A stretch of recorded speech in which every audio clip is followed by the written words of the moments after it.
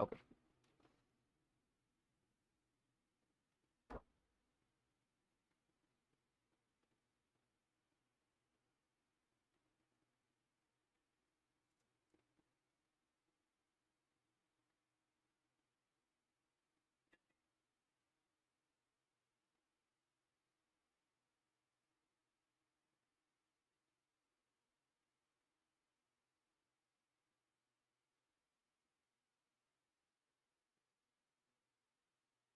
Good evening, everyone.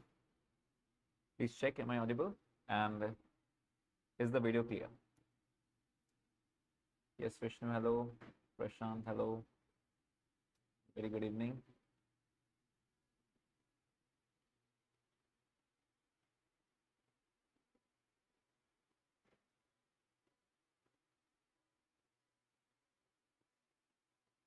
Let me also check.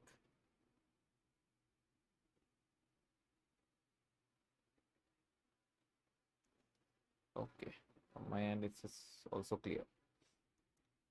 Okay, just one moment and then we'll start. And as requested by you all, leases. We'll be starting with leases today.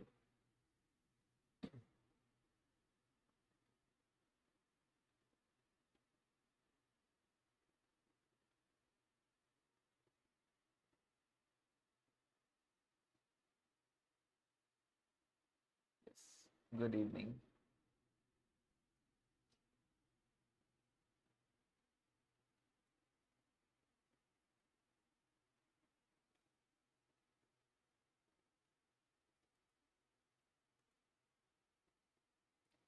Okay, let's start now.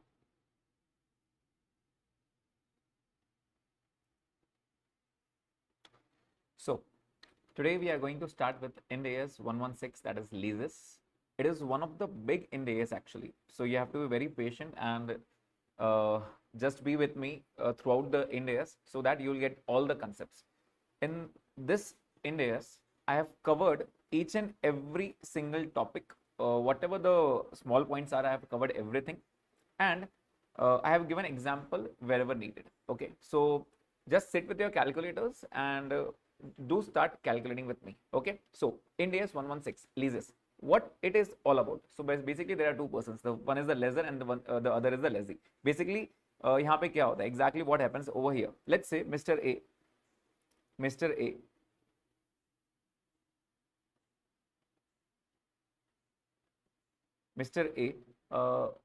just 1 minute. So could you please tell what are the portions you are going to take in the entire marathon? Okay. So I'll make a video after this and I'll share it to the groups. Okay. Yeah. So Mr. A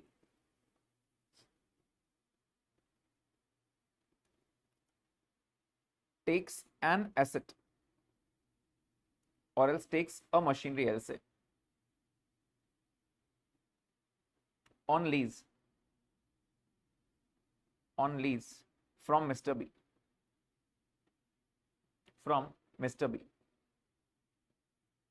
Okay, now over here, since Mr. A is purchasing something, he is taking a machinery, he becomes the lessee. He is the customer, right? And Mr. B becomes the lessor.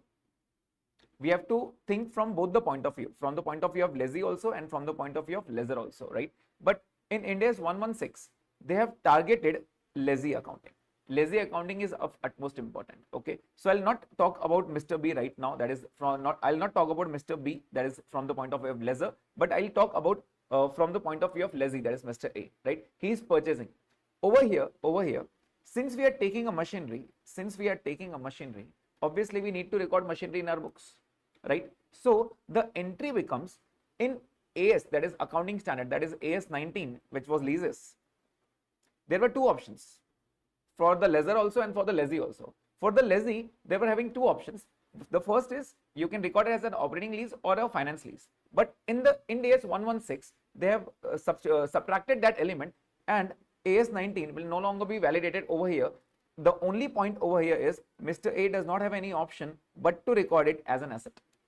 And that asset is known as ROU. What is ROU? Right of use asset.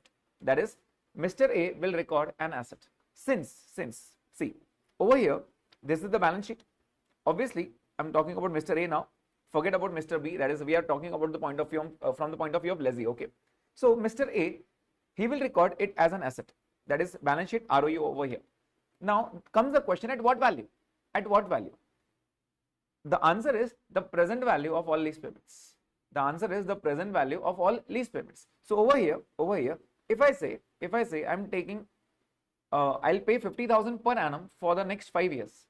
For the next 5 years. So I cannot say I'll record at 2,50,000 because I haven't paid 250 right now.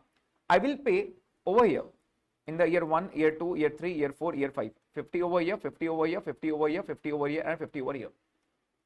So whatever comes the present value, I will record at that value. I will record at that value. So ROU will be recorded at the present value.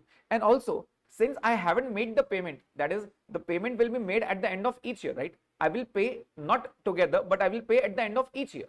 That means there is a liability, and that liability is known as lease liability. I'll be recording over here at the same amount. That is ROU and lease liability. That is Mr. A, that is lessee, will obviously record ROU, and since he has not made any payment, he'll record the liability. For example, if I say 50,000 and the rate is 10%, 50,000 and the rate is 10%.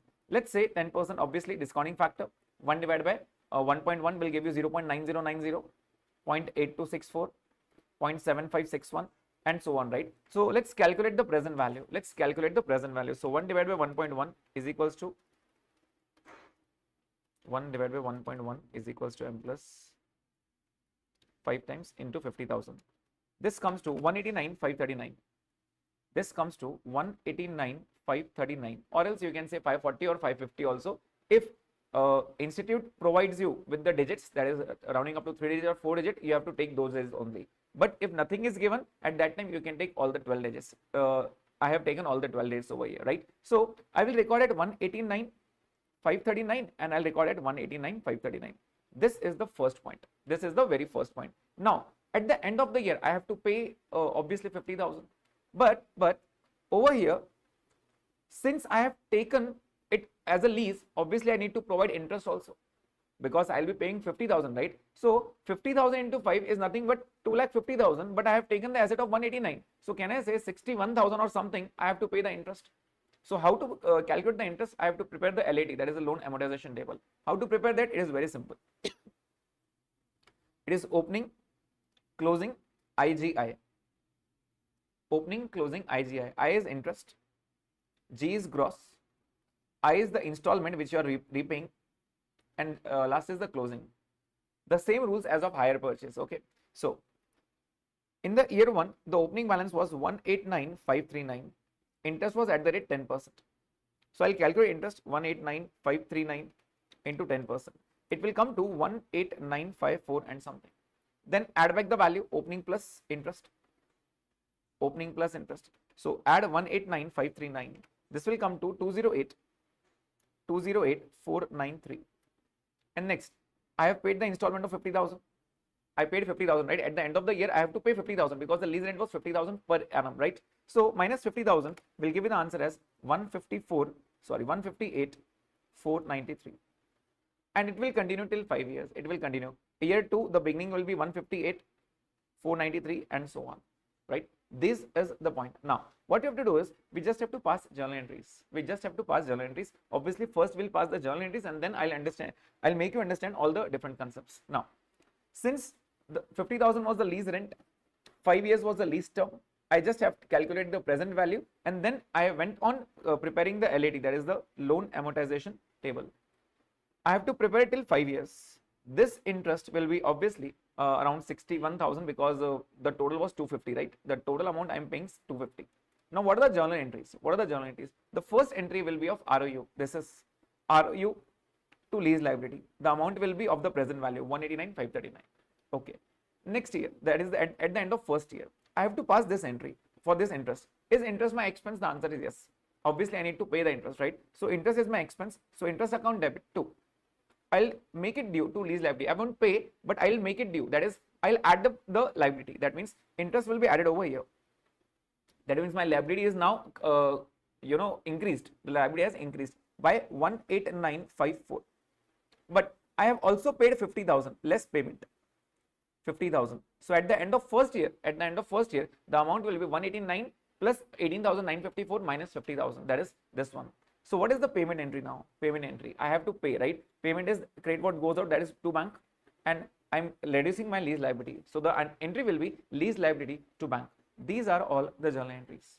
And now, can I say this asset is for 5 years? Obviously the life is 5 years, right? So I need also to depreciate. So I'll just depreciate by taking the SLM. If nothing is provided, I'll obviously take SLM 189,539 divided by 5. So the first year depreciation comes to 37,908 and so on. After first year, the answer will be this. And what is the journal entry for depreciation? It will be depreciation to asset. So the entry will be depreciation to ROU. These are the basic points of lease. These are the basic points of lease. What you have to take? You have to take the lease term, the lease rent, and you just have to take the present value of all the future lease payments. Once you take the present value, it becomes your ROU asset. That means it is asset for you, and that asset is known as ROU, right of use asset. Similarly, you will also create a liability in front of it. ROU will always be depreciated for 5 years, and for lease rent, you will always do two things: add interest, less payment, add interest, less payment, add interest, less payment, each and every year for 5 years. After 5 years, ROU will also be depreciated for all the entire period. For that means it will become 0, and lease liability will also become 0. And the balance sheet will see that there is no ROU and there is no lease liability, because asset will be of 5 years and the liability was also for 5 years. These are the basic points. I hope you got this point. Now, the same example I have given over here, if you can check. The same example I have given over here. See, I won't give you time to calculate each and everything. Okay, I'll just make you understand the entire concept. Obviously, I'll be sharing this these board notes with you so that you can get a better idea of how I have solved it. Okay, so just try and calculate with me. I won't give you much time to calculate. Okay, now moving ahead, I'll just make you understand all the concepts. So the first entry was ROU to lease liability. This I've shown you. ROU will be accounted for as per India's 16, that is PPE. We have already completed that India 16, right? PPE. What to add and what not to add. Obviously, PPE means I'll be adding up all the expenses, that is all initial direct cost, all the DP and the provision cost, that is restoration cost. I'll be adding that also, right? Okay. Moving ahead. So the finance cost table looks something like this. If you can closely watch, I made of first year, right? 189, 89, 54. The total amount becomes 208. 50,000 I paid, and the balance amount is 158, and so on. It will continue and continue. The last year I won't be calculating at 10%. Obviously it is 10%, but I'll be calculating the balancing figure because I want the answer as 0 over here. Why 0? Because after 5 years there will be no liability, right? I'll be paying the entire amount throughout the life. So after 5 years there is no liability left, and therefore I'll be taking the balancing figure over there. Why balancing figure? Because we have taken only the 2 or 3 digits, right?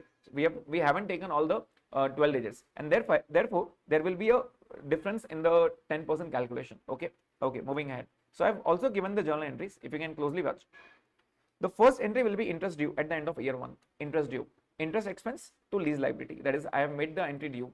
Next is payment. Payment is nothing but to bank, lease liability to bank. So this will be the entry. Now what institute is asking for is the combined entry. You can also combine it, that is of the 50,000, 18,954 was the interest and the principal amount was 31,054.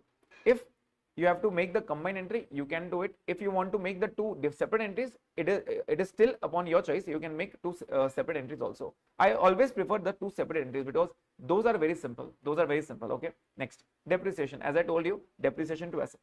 And at the end of the year, since two accounts are nominal, that is interest is nominal and depreciation is nominal, it should be transferred to P&L. This is all we do, right? Now, there are a lot of points from the point of view of lessee. Let's understand it one by one. First term, defining the lease term. What is lease term? It was 5 years, right? It was 5 years, but there are a lot of calculations around it. How come? I'll explain you with an example. Non-cancelable period is 5 years. An extension period is option for 3 years. That means Mr. B gave the option that obviously you have to use the machinery for 5 years, but you also have an option, you can extend it up to 3 years also. That is, you can take the life of 8 years also.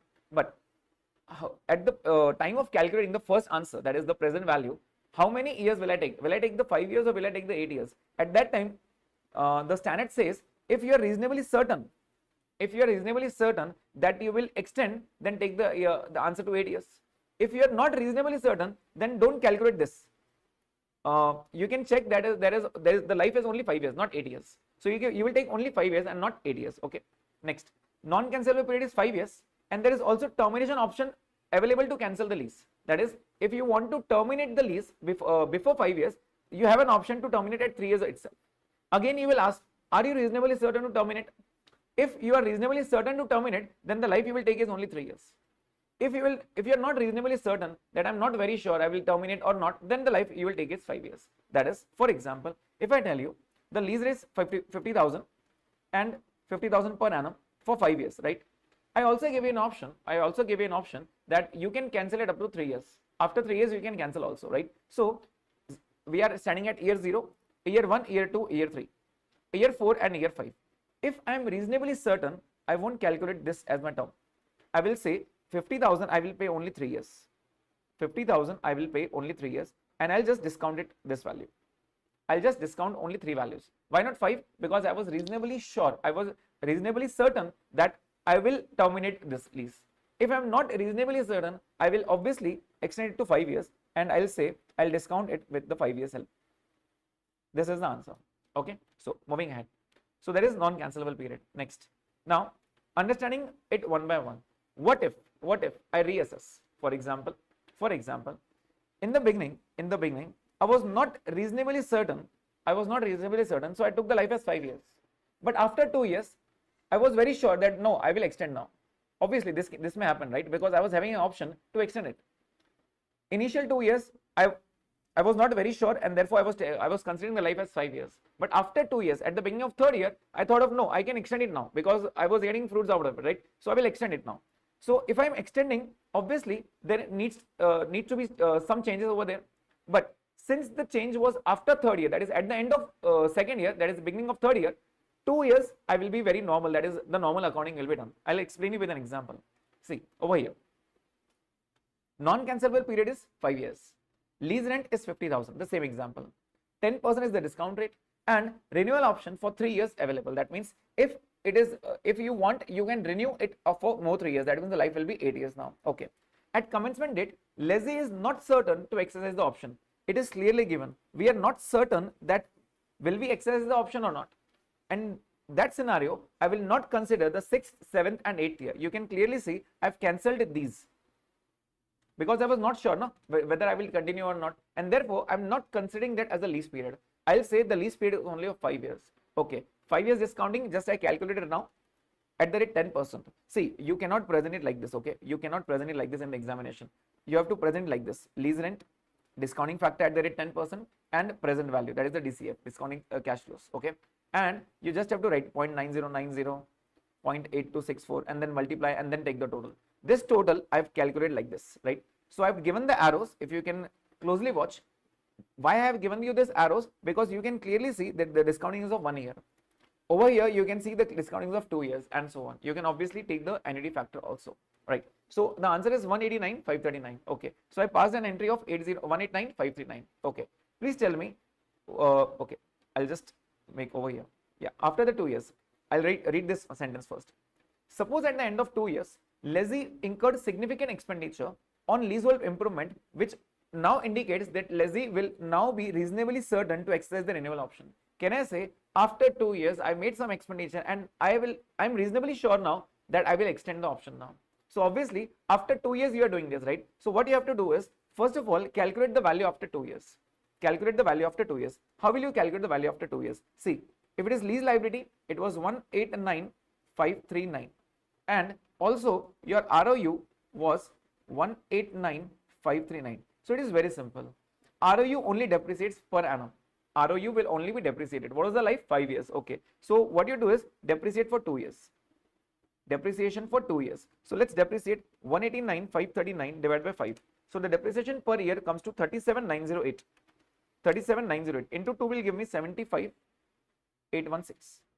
So the WDV after 2 years, that is at the present date where I'm applying the change, right? I'm reassessing the term period. At that time, it is 189,539 minus this will give me 113,723. 113,723. That is, my WDV comes to 113,723. Now, what about the lease liability? The lease liability is always plus interest at the rate 10% less payment for the first year, plus interest for the second year, less payment, and so on. It goes something like this, right? So first interest, that is 189, sorry, 539 at 10% minus 50,000, because 50,000 was the installment, right? Okay, after first year, it becomes 158 493. Again, plus 10% minus 50,000. This will come to 124 342. That means as of now, after 2 years, I can say my balance sheets looks something like this. My asset is of 1,13,000 and my liability is 1,24,342. Now I have extended my period, right? That is, I will extend it to 8 years now. Please make sure you will not discount for 8 years now, because 2 years have already been passed. So over here, you can have a look. See, total lease term was 8 years and the remaining life is 6 years. So you are over here, year 2. And that's why I've given the arrows now. How many years discounting will be done? So year 3, year 4, year 5, year 6, year 7, year 8. Now only I have to pay 50,000. So what you have to do is, you have to discount. Don't discount by 3 years now, because you are already at year 2, at the end of year 2, and from year 3, it will be the payments, right? So it will be discounting for 1 year, again 2 years, 3 years, 4 years, 5 years, and 6 years. So you just have to take the discounting for 6 years. When you will discount the 50,000 for 6 years, the value you will get is 217,763. What was the answer you calculate right now? Your liability was 124, but now you are telling the liability will increase to 217. That means you need to increase the liability. You need to increase the liability because obviously you have extended for 3 years more, right? So 217,763 is your current liability, and after 2 years the value was 124. That means you need to increase by 93,421. For increasing the liability, as good as the first journal entry, ROU to lease liability. That means you have purchased the asset again. So 93,421 and 93,421. In the balance sheet, what you will do is, you will add 93,421 and add 93,421. So after this entry, after you have reassessed the option, the value will be 124,342 plus 93,421. The answer will be 217,762. That is, the new liability will be 217,762 and 113,723 plus 93,421. The answer will be 207,144. That is, your asset will be 2,07,000 and your liability will be 2,17,000. After that, what will be in the third year now? Obviously, this goes something like this: plus interest, less payment, and so on. Add interest at the rate 10%, 217,762 into 10%. It will be 21,776 minus the 50,000 payment, and this will be answer. But over here, please don't calculate the depreciation as before 37,908. No, because now the life has changed. Initially, the life was 5 years, but now the life has turned to 8 years, of which 2 years have been passed. So obviously, you will depreciate it in the remaining life, that is 6 years. So what is the answer? 207,144 divided by 6. So it comes to 34,524 and so on. So what will be the question they'll be asking? They will tell you that initially, obviously the answer was 5 years. After that, at the beginning of third year, they reassessed and they are now checking for the option. So they will be asking what will be the journal entry you will be passing at the beginning of third year. Also, the amount of interest in the third year, which is 21,776. Also, the depreciation for the third year. These are the questions they will be asking. I hope the point is clear. So the rule is very simple. If at all there is any change, on the date of change, what are your values? Please calculate that first. On the date of change, don't calculate the change first. First calculate what are your values right now. I want two values. I want ROU and I want LL, that is lease liability. I want the two values as on the date of change. So since I was changing after 2 years, I calculate it after 2 years. Okay. So the rules are very simple. If you can closely watch. In the ROU asset, I only depreciate it. I only depreciate, right? And in the lease liability, I add interest, less payment, add interest, less payment. These are the ongoing procedures for the continuous 5 years, right? This is what you have to do. Okay. I've taken one more example for the purchase option. First, I was not sure, and then I'm sure I'll purchase it. So I've taken an option. Please be careful while I'm reading the question. So there was a non-cancelable period of 5 years, and the total life of the asset was 8 years. Okay. Lease rent was 50,000.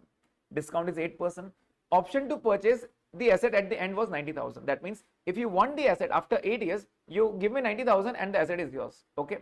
At commencement date, lessee is not certain to access the purchase option. That is, I was having the 5 years term and the total life of the asset is 8 years. Okay. total life is of no use for me because I have taken it for 5 years, obviously. So I will be taking for 5 years only. So I'll be paying 5 years only, right?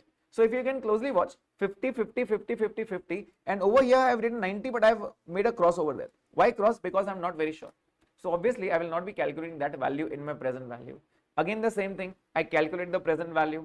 So the present value comes to 189,539, the first answer itself, right? I will record ROU to LL, that is lease liability.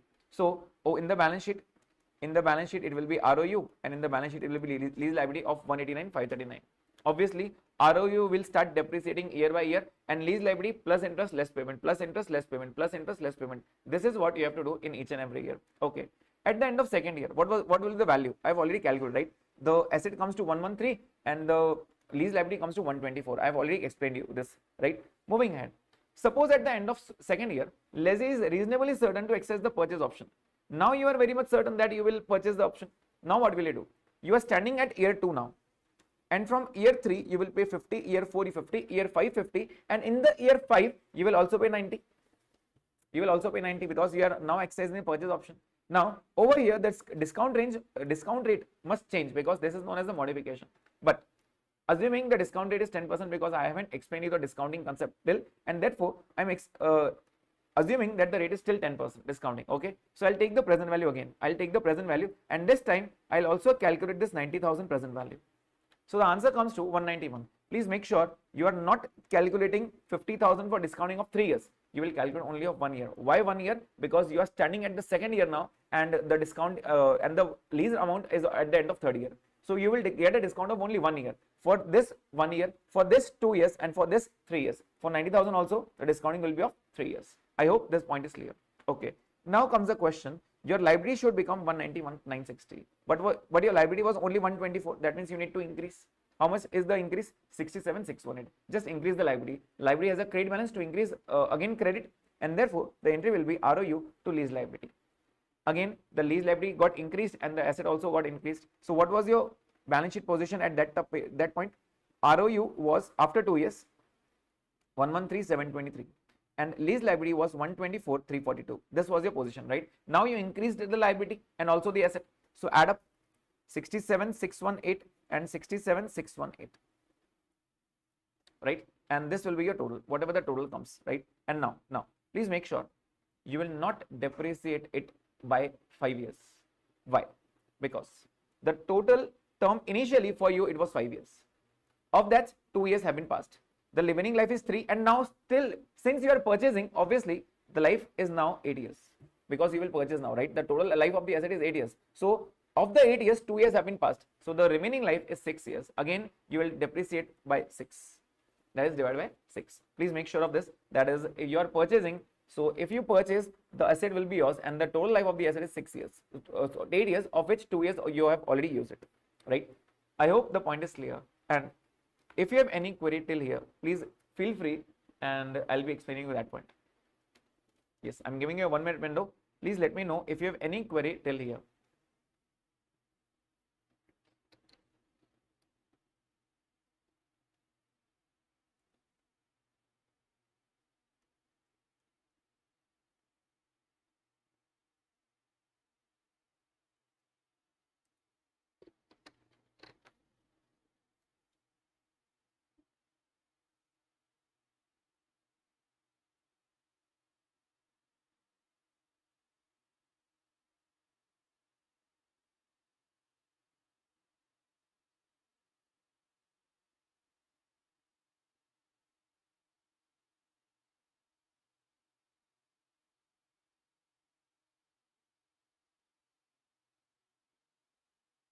Yes, students, if you have any query, please let me know.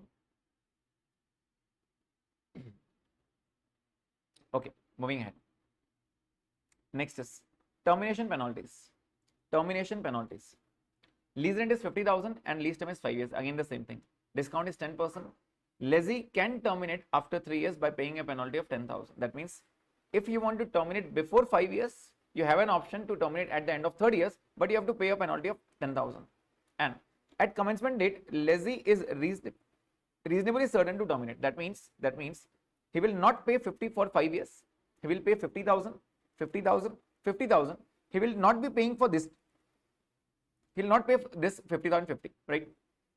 But instead, he'll be paying 10,000 at the end of year 3. And what you have to do is, we just have to take the discounting of 50, 50 and 50, and this 10,000, the discounting will be for 3 years. And this will be my lease liability. This will be my lease liability. That means if I am reasonably certain to terminate, obviously I need to pay 10,000 also. So I will calculate that 10,000 in my present value and I'll move ahead, right? So ROU to lease liability becomes 131,856. So what we have covered till now, we have covered the basics, we have covered the purchase option, we have covered the termination option, and we have covered the change option, right? If I can extend it, extension. I can terminate also, I can purchase also, I can extend also. Obviously, we can change it. If you are changing it, there is no problem. You have the option to change, but on the date of change, you need the values of ROU and lease liability, right? Okay, moving ahead. Now, what is in substance fixed lease payment? What is the next point? In substance fixed lease payment. See, sometimes the lease rent are something like this, that you have to pay fixed also and you have to pay variable also. For example, if I purchase a truck or else I took a truck on lease, and they told me to pay 60,000 per annum fix. I have to pay fix anyhow. But they also told that if your kilometer driving, if you are driving the kilometers more than 10,000, then you have to pay 11 rupees per kilometer. Or else you can say the kilometers will be 11 rupees per kilometer of the any kilometers if you are driving, right? But you have to pay minimum fixed rental of 60,000. That is, you have to pay minimum of 60,000 lease rent, and if at all at any point of time you cross these kilometers, you have to pay 11 rupees per kilometer. This was already given to you, right? Now, of this, I cannot calculate this 11 because as of now, I don't know whether I'll be driving that many kilometers or not. So in that scenario, I'll be calculating present value of this 60,000 only. Then you might say that's a, what if in a year, if I pay 11 rupees per kilometer, but not 60,000 because the kilometers driven will be more. For example, if I drove, let's say 12,000 kilometers. So 12,000 into 11 comes to, 12,000 into 11 comes to, 12,000 is very much high, just 1 minute now. 8,000, let's say 8,000. So 8,000 into 11 will give me 88,000. So obviously I need to pay 88,000 now. But I have taken only 60,000. So the extra 28,000 will be charged off to P&L. That is the expense of that year itself, because the expense was created in that year, right? And therefore it will be booked to P&L and not to lease liability, because 60,000 was fixed, I know, but that 88,000 I was not knowing in which year I will pay. Either I'll pay or not, I was not very sure of that, right? So we can take the obligation of only that 60,000, not of that 88,000. So over here I have explained you the concept. Please pay attention. Truck taken on lease for 5 years. Consideration was 60,000 per annum or rupees 9 per kilometer, whichever is higher. That means you have to pay 60,000 for sure. Anyhow, you have to pay 60,000 or 9 per kilometer, whichever is higher. It is expected that not more than 10,000 kilometers will be driven each year. See, our expectations doesn't matter. What is the lease agreement? You have to pay 60,000 or you have to pay 9 per kilometer, whichever is higher. Okay. Obviously, 9 per kilometer, I cannot estimate how many kilometers will I be driving, right? So I have to take this 60,000 as fixed. This is known as fixed lease payment. Okay. So I will take for 60, 60, 60, 60, 60 for 5 years. Okay. So the present value comes to 2,27,447, discounting at the rate of 10%. It was clearly given 10%. Okay. Okay. Obligation of 60,000 only. Variability of future cannot be measured and also can be avoided. Obviously, I cannot measure the future, right? Okay. Suppose at the end of 1 year, actual kilometers driven were 11,000. Obviously, 11,000 into 9 comes to 99,000, right? So for the first year, will you charge the interest? The answer is yes. Obviously, interest. So you will charge interest at the rate 10%. Add interest, less payment, right? So you will add interest. Obviously, interest entry will be interest to lease liability. So you pass the entry of interest to lease liability. But after that, what is the payment entry? A normal payment entry is lease liability to bank. The lease liability you were paying was 60,000, true, because 60,000 was the installment amount. But you were not paying 60,000 this time because you will have to pay the higher amount, 99,000. And therefore, 39,000 was the extra loss. That loss will be booked to P&L in the name of lease rent. Booked to P&L, lease expenses, okay? And depreciation will still continue. That is this value divided by 5 years. So in substance, fixed lease payment is I cannot take the variable portion. I have to calculate the present value on the basis of fixed lease payment itself, right? If at all I have to pay higher than that, that will be expensed off in that year itself. These are the points. In substance, fixed lease payment. Okay, moving ahead. Now, what if the incentives are given from the lessor? That means he's telling me, if you purchase this asset from me or take the asset take the asset on lease, I will pay you something. That is, he's paying me something because I'm purchasing from him. I'm taking the asset on lease from him. He's giving me something. Obviously, what I'll do is I'll subtract from my lease payment. I'll subtract from my lease payment because that is my benefit. I'll be paying him and he'll be returning. So I just have to check in which year he will be paying my incentive. Okay, I'm given the example. Please have a look. Lease rent of 50,000 per annum and lease term is 5 years. Discount rate is 10%. At the end of second year, lessor will give an incentive of 10,000. That is, he will be giving incentive of 10,000. So this time, it will not be 50,000 over here. It will be 40,000 over here. Why? Because 50 I will be paying and 10 I will be receiving. And therefore, I have to pay net of 40,000 only. So the discounting will be of 50, 40, 50, 50, 50 and so on, right? So the discounting will be at the rate 10% on the basis of this 40,000. So you have to be very careful in which year the incentive was given. Okay, moving ahead. Next point, valuation of ROU. Just as I told you in the initially, ROU is measured as per IND AS 16, that is PPE. So the present value, obviously I took present value of all lease payments, but that is not the only scenario. I have to add some more expenses to it, like cash paid at the time of commencement. That is nothing but down payment. If I'm paying down payment also, that is not my liability, but I have to add in the asset. Initial direct cost. If to acquire that, I have to pay some legal requirements. I have to pay some expenses for the agreement also. That is nothing but initial direct cost. Directly attributable expenses and the present value of dismantling. With this we have already learned in IND AS 16. This we've already learned in IND AS 16. So I'll be adding those expenses. For example, okay, I'll just give you the below example because I have taken that only. So machinery taken on lease for 5 years. Lease rent was 50,000. This is a normal question. I have taken it on lease for 5 years. Okay. Cash paid at the time of commencement was 30,000. That means apart from the lease, I'm paying on the spot, on the very moment, 30,000 rupees extra. Okay. Incentive to be received at the end of year 2. That is, he will be giving me incentive of 15,000 at the end of year 2. That means at the end of year 2, I will not be paying 50,000. I'll pay 50 and get 15 back. That means I'll pay only 35,000. Okay. Next, initial direct cost is 4,000 and dismantling cost to be incurred at the end of 5th year is 25,000. Okay. I'll just ignore these things. Cash paid, ignore it. Initial direct cost, ignore it. And dismantling, ignore it. First of all, calculate the present value. Calculate the present value. How will I calculate? 50,000, 50,000, 50, 50, 50 for 5 years. But in the second year, I was getting 15,000. So I took 35,000 over here. If you can have a look, 35,000. I discounted at the rate 10%. I hope everyone knows how to discount it. So the discounting is 177, 143 now. This becomes ROU. So I've taken ROU to lease liability. So over here, if you check the balance sheet, there is lease liability and there is ROU. 177, 143 and 177, 143. But this is not the only scenario. The first point, cash paid at the time of commencement. Obviously, I paid for asset, right? Anything paid for the asset is directly attributable. So add DP of 30,000. Next, initial direct cost of 4,000 was paid. Obviously, anything expenses on the asset to acquire it, I'll be adding it direct cost 4,000.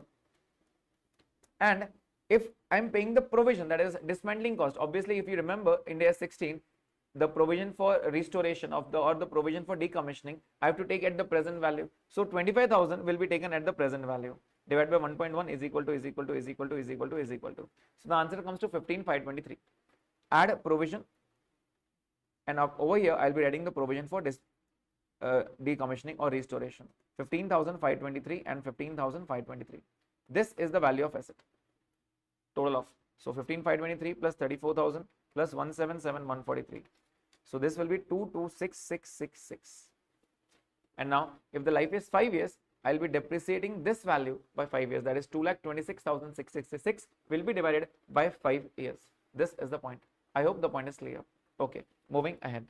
So I've given the balance sheet over here. See, lease liability is over here, provision is over here, and I've taken two triples, double six. Why I've taken the bank in negative? Because I have paid 34,000, right? So I've taken the bank as a negative figure just to make it tallied, right? So this is the point. I hope the point is clear now. This is valuation of ROU. Okay, next. Next is one of the practice question. It is given in the beginning of the year. Whenever there is beginning of the year, that is initially what I was doing is I was taking the asset in year 0 and I was paying it from 1, 2, 3, 4. I was paying over here.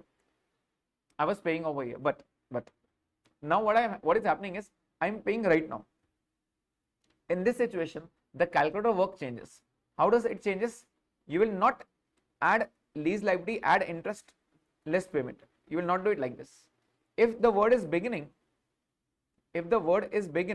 what you have to do is you have to take the lease liability, first subtract payment and then add the interest. This is the calculator shortcut. First subtract the payment and then add the interest, because the payment is done at the beginning of the year. For example, if I say year 0 I have to pay 10,000, year 1 I have to pay 10,000, and year 2 I have to pay 10,000. Obviously the discounting factor at the rate 10% will give me 1 over here, because at the year 0 this 10,000 is 10,000 itself. This will give me 0.9090 and this will give me 8264. This is the point, right? So whenever the word beginning is given, at that point of time, what you have to do is you have to take the shortcut as lease liability less payment and interest and so on, right? That is, in the first year interest won't be charged because it is nothing but the down payment. Okay, so please have a look at the question. Lease term is 10 years with 5 years renewal option. That means they have given for 10 years, and if you want, you can renew it for 5 more years. Okay, economic life of the property is 40 years. Fair value of the asset is 50 lakhs. Option to purchase at the end of the lease term for 30 lakhs, and the entity is reasonably certain to exercise the purchase option. That is, what they have given is your life is 10 years, and after 10 years, you can purchase it by paying 30 lakhs, and you are very much sure of that. That means after 10th year, and that is at the beginning of 10th year, you have to pay 30 lakh rupees and the asset is yours. Next, first annual payment is rupees 5 lakh with an increase of 3% every year thereafter. That means you have to pay 5 lakh right now. Next time you have to pay 5 lakh plus 3%, that is 5 lakh 15,000. Again third year plus 3%, 5 lakh 30,450, and plus 3% plus 3% plus 3% and so on till 10 years. Lessor pays an incentive of 2 lakhs at the beginning of year 2. Now the word over here is beginning, and therefore it is nothing but every payment will be assumed to be at the beginning of the year, because whenever I'll pay, they will give me return. In the question, they haven't provided when is the payment made. Is it in the beginning or is it at the end? Since the word beginning is used over here, I'm assuming that, obviously you also have to assume that the payments are all made, the lease payments are all made on the first day, that is the beginning of each year. Okay. In this scenario, if you closely watch, year 0, you have to pay 5 lakh rupees. The discounting will be, they have given 9.04, implicit rate is 9.04. So I have taken 1 divided by 1, that is 9.04. Next, year 1 you have to pay 5 lakh 15,000. Why 5 lakh 15,000? Because 5 lakh plus 3%, it will give me 5 lakh 15,000. But the lessee is ready to give 2 lakh rupees as incentive. Obviously that will be subtracted. So this comes to 3 lakh 15,000. Now the problem over here is student feel that, sir, I have to take 3%. So should I take 3 lakh 15,000 plus 3%? The answer is no. The calculation will be made on 5 lakh 15,000 itself, because the rules were 5 lakh plus 3% plus 3% plus 3% plus 3% and so on. It will go like this, right? It was lessor's view that he was paying me 2 lakh rupees as the benefit. So I'll just subtract only from here, not from the each year, right? So he was paying me 2 lakh, true, but in the third year you cannot say it will be 3 lakh 15 plus 2% plus 3%. It has to be 5 lakh 15, because the lease rent was 5 lakh 15,000 itself. Okay, and since it was beginning, I haven't discounted over here. You can closely watch now. I have made the 10th payment, and in the year 10 I have also paid 30 lakh rupees because I have purchased that value. I have purchased it, right? And the actual value comes to, if you calculate, the actual value comes to 50 lakh 385 rupees. But since the institute has rounded off to 50 lakh, I have also taken it rounded off to 50 lakh rupees. Okay, so this is the proper presentation, and obviously you need also have to write the present values of each year and then make the totals, right? So over here, if you can closely watch, the point was beginning of the year, first point, beginning of the year, right? Second, each year 3% was increasing in the lease payment, and the third point was he was also giving me an incentive, so I have to subtract the incentive. Rest every information was given to you. Moving ahead. So over here, as I told you, the calculator shortcut, I've also taken the finance cost, right? 50 lakh was the lease liability. That means I have to pass the entry of ROU to LL, that is lease liability of 50 lakh rupees. Of 50 lakh rupees, right? Next is calculation of finance cost. How will I calculate? The opening is 50 lakhs. First year, there will be no interest. This is very important. Why no interest? Because I am paying the amount in the first beginning itself. I am not changing the amount, right? In that scenario, you have to take no interest in the first year. So I have already given over here, calculate shortcut. Whenever you are calculating 50 lakh rupees, subtract payment first and then add back interest. Subtract 5 lakh, then add 4 lakh, add 9.04% and so on. If you add 9.04%, you will get this answer. Just add these two values, you get the total answer. Now, the installments you will take from here. These are the lease payments, right? 5 lakh, then 3 lakh 15, then 530 and this. So you just have to copy paste over here. You just have to copy paste in the lease rent and then you get the closing balance. I hope you all know how to make this table: opening, interest, gross, installment, closing. Just make sure if there is a word beginning in the first year, there will be no interest charge. That is the only point which you have to pay attention on. Okay, moving ahead. Now comes the question how to calculate the discount rate. Please pay attention, this is very important, and a theory question also can be asked, theory also and also MCQs.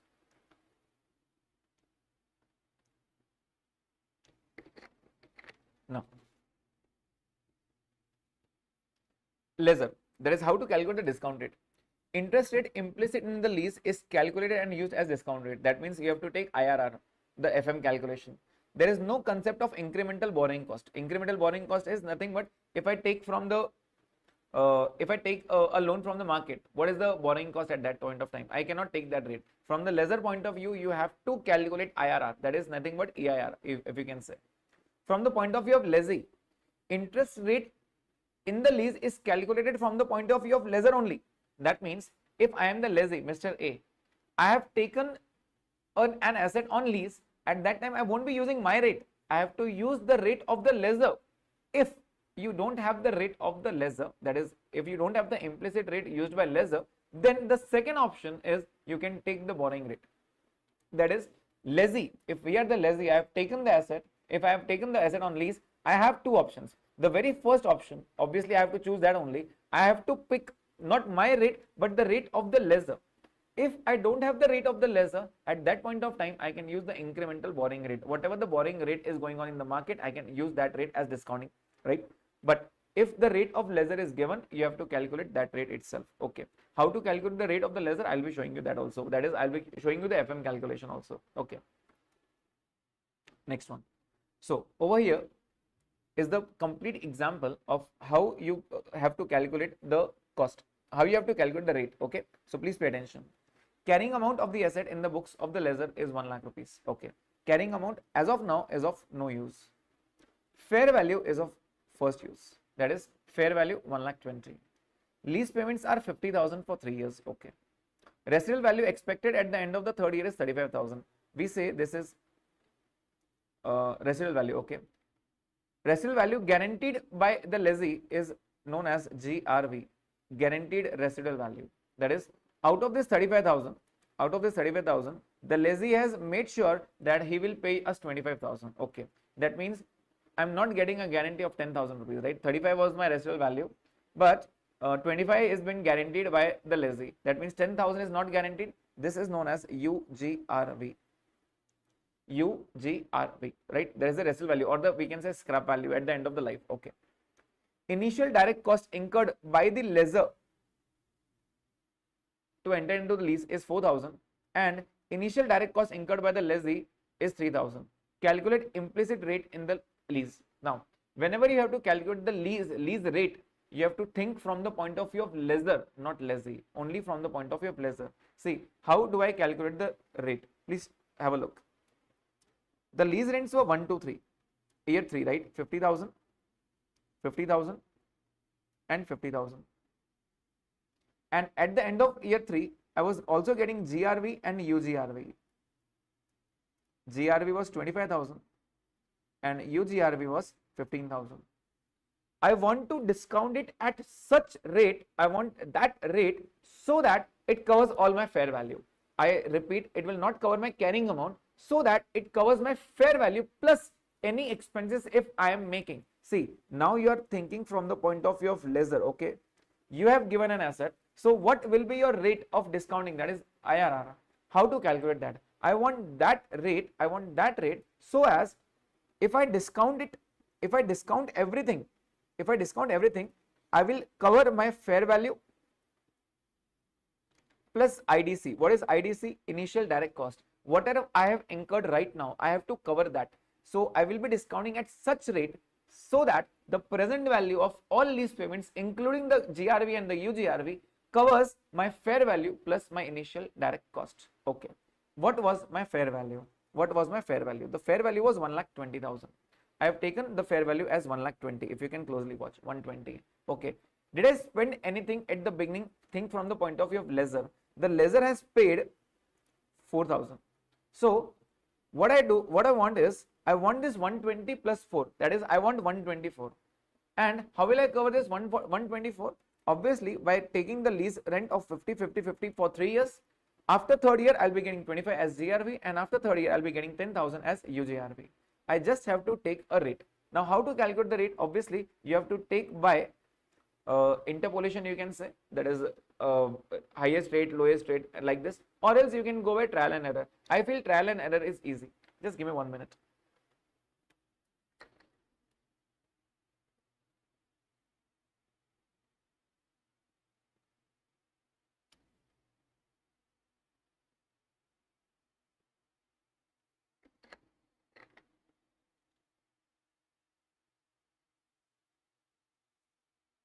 Okay, now you have to take that rate from which you will cover each and everything, that is the fair value plus your initial direct cost. Okay, so by trial and error, how to make it?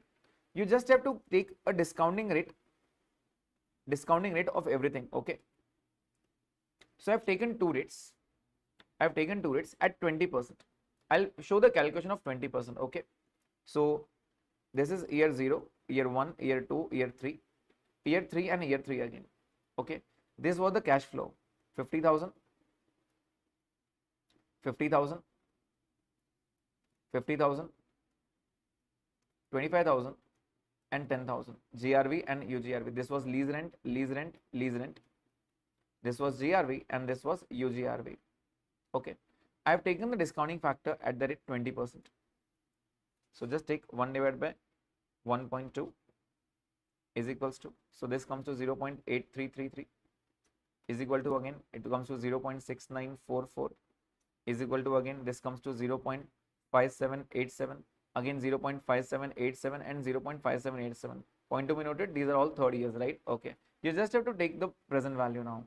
Okay, so 1 divided by 1.2 is equals to m plus is equals to m plus is equals to m plus into 50,000.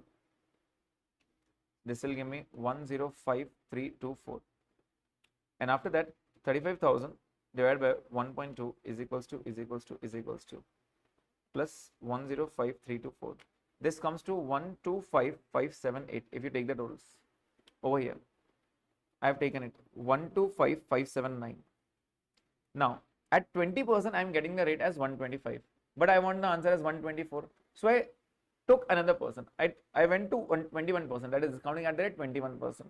So at 21% I got the answer as 123. That means if I am taking 20% I am getting 125.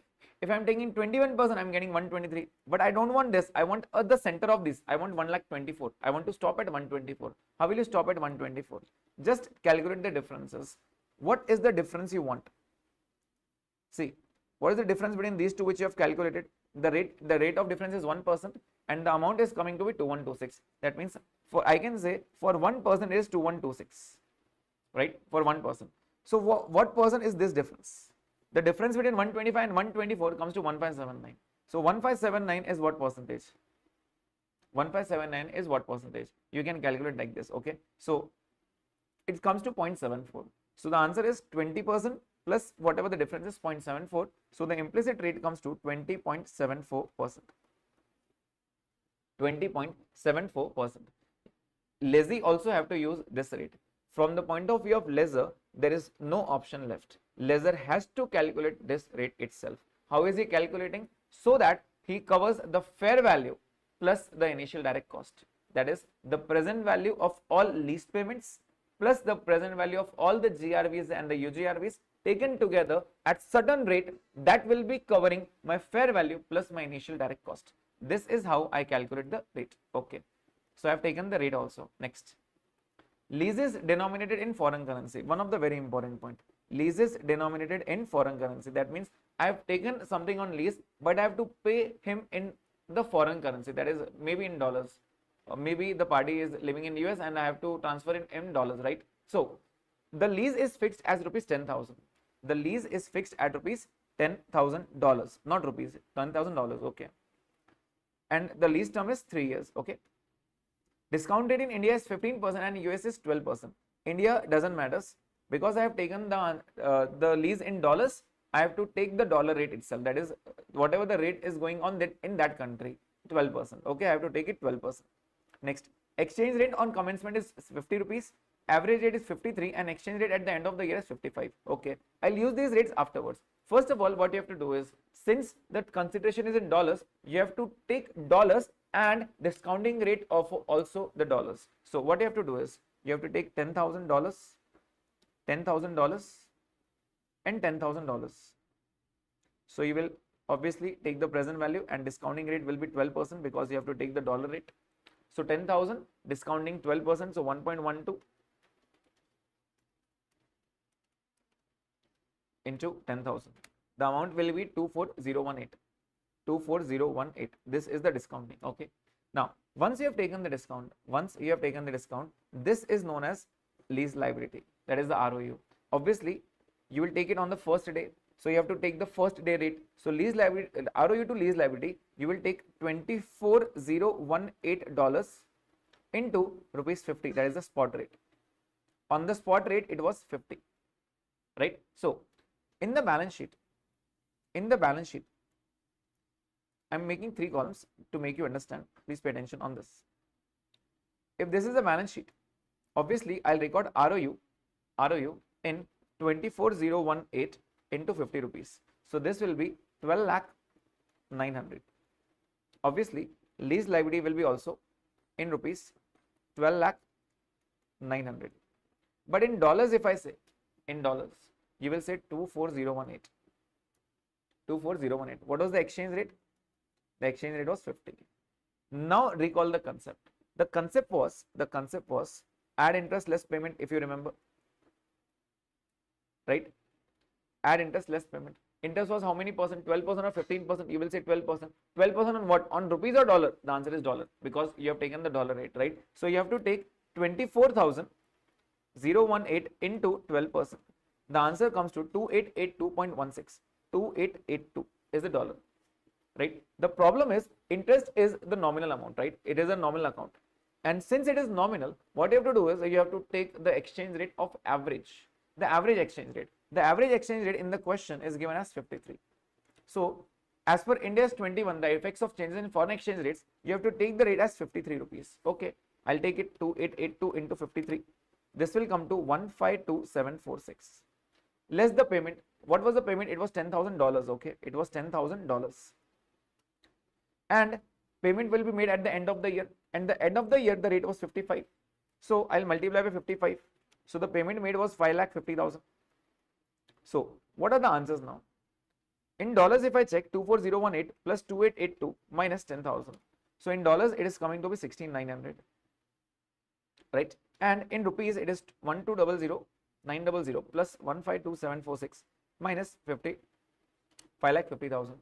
It comes to 8,03,646. Right? But since it is in dollars, obviously the balance sheet is as on.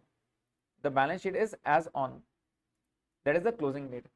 At the closing date, as per India's 21, you have to take the closing rate. So what I have to do is, I have to check the exchange difference now. Exchange difference. What I want is, I want the closing answer as 16,900 at 55 itself, because the loan is $6,900, I know, but the rate should be 55. So I'll be checking 16,900 into 55. The answer comes to 929,500. That means I have to increase it. That is, if my liability is increasing, obviously there is a loss for me. So this is exchange loss, and minus 803,646, 125 854. This loss will be debited to P&L as per Ind AS 21. This is how you have to do the foreign currency. I'll repeat the procedure. Please pay attention. If you have taken a lease, if you have taken something on lease and you have to pay him in the foreign currency, that is dollars. So at that time, you will not convert each amount in rupees, but you will take the present value of the dollars itself. Since you are taking dollars, you have to take the discounting rate of the dollar itself. That is was 12% and not Indian rate 15%. So you took 12%. That came to 24018.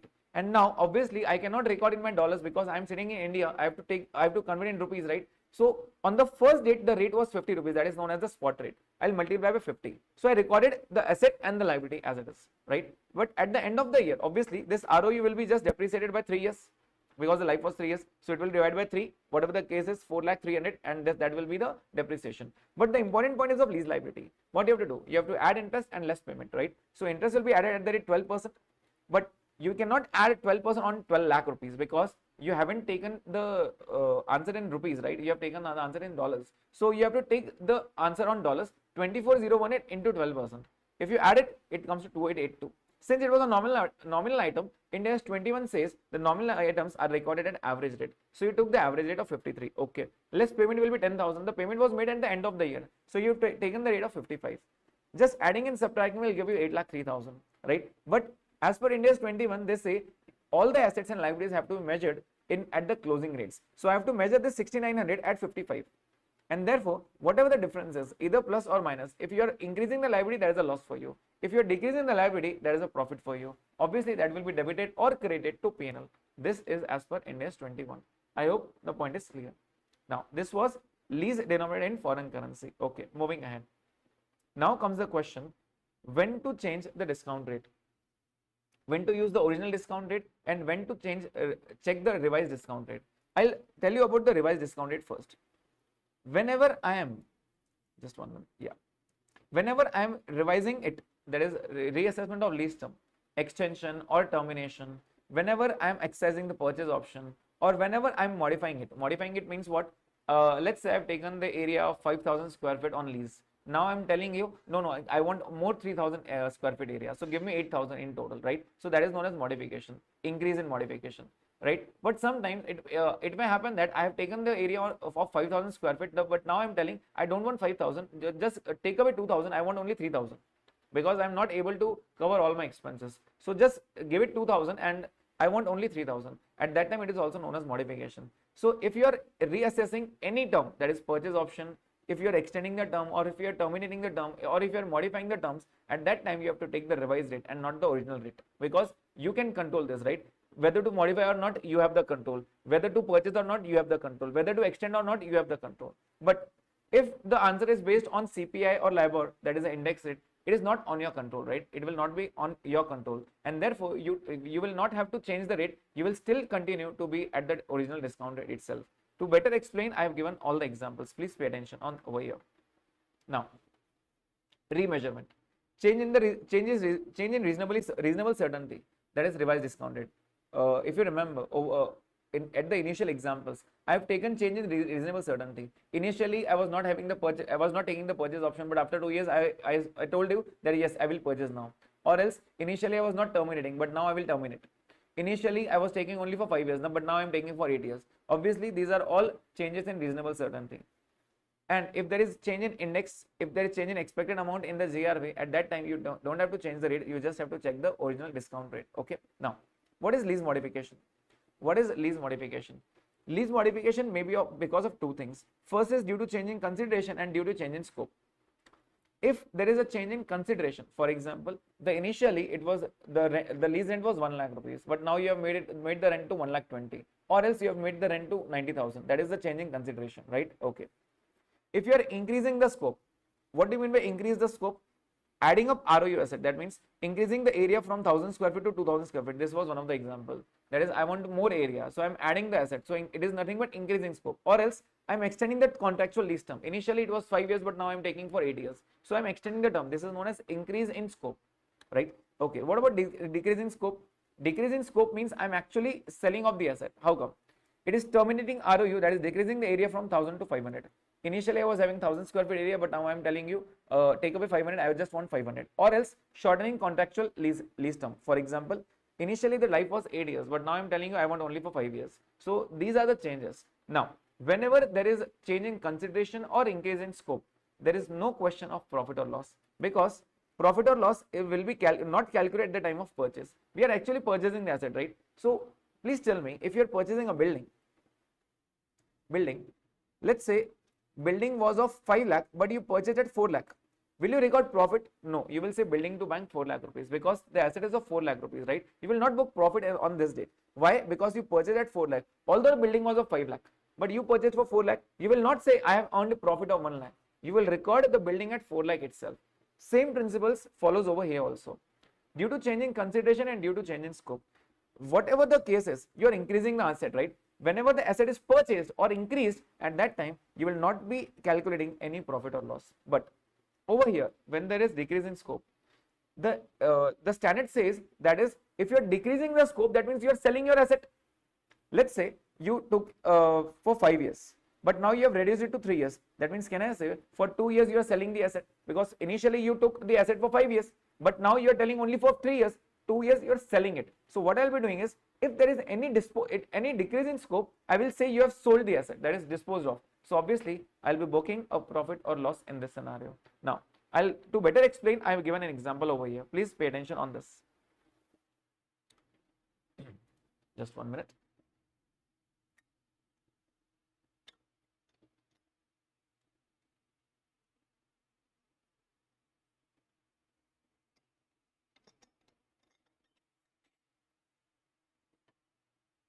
Okay.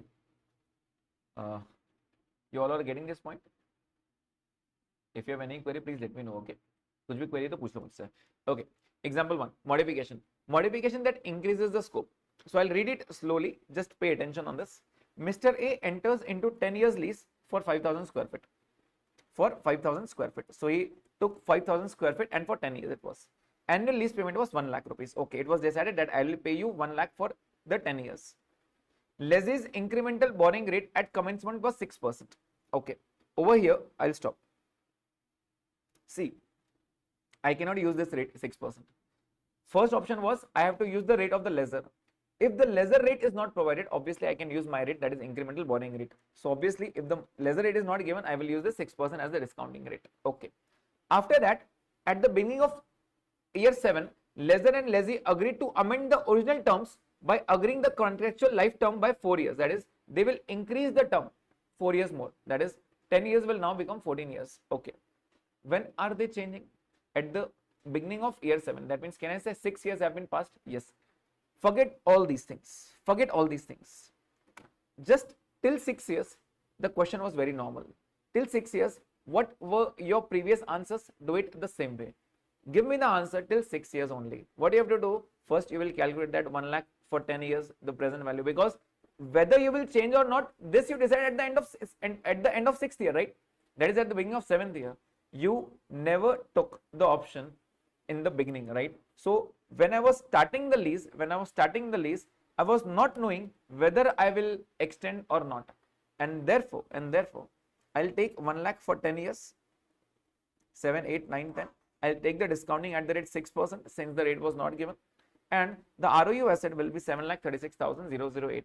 And now please tell me, for the first 6 years, what will be your applications? Obviously, ROU will be depreciated for 6 years, and lease liability, the same thing, plus interest, less payment, plus interest, less payment, plus interest, less payment, plus interest, less payment for 6 years. After 6 years, what are the value? First of all, calculate that.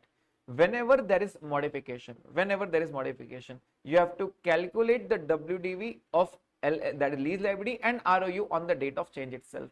If you are changing at the beginning of year 7, first of all, calculate all the answers at the end of 6 years, right? So I will not be reading the question first. I'll calculate till 6 years now. So over here, if you can closely watch, 6 years, plus interest, less payment, plus interest, less payment. I have also given the calculator shortcut over here for 6 years, right? After 6 years, my value becomes 3,46,509.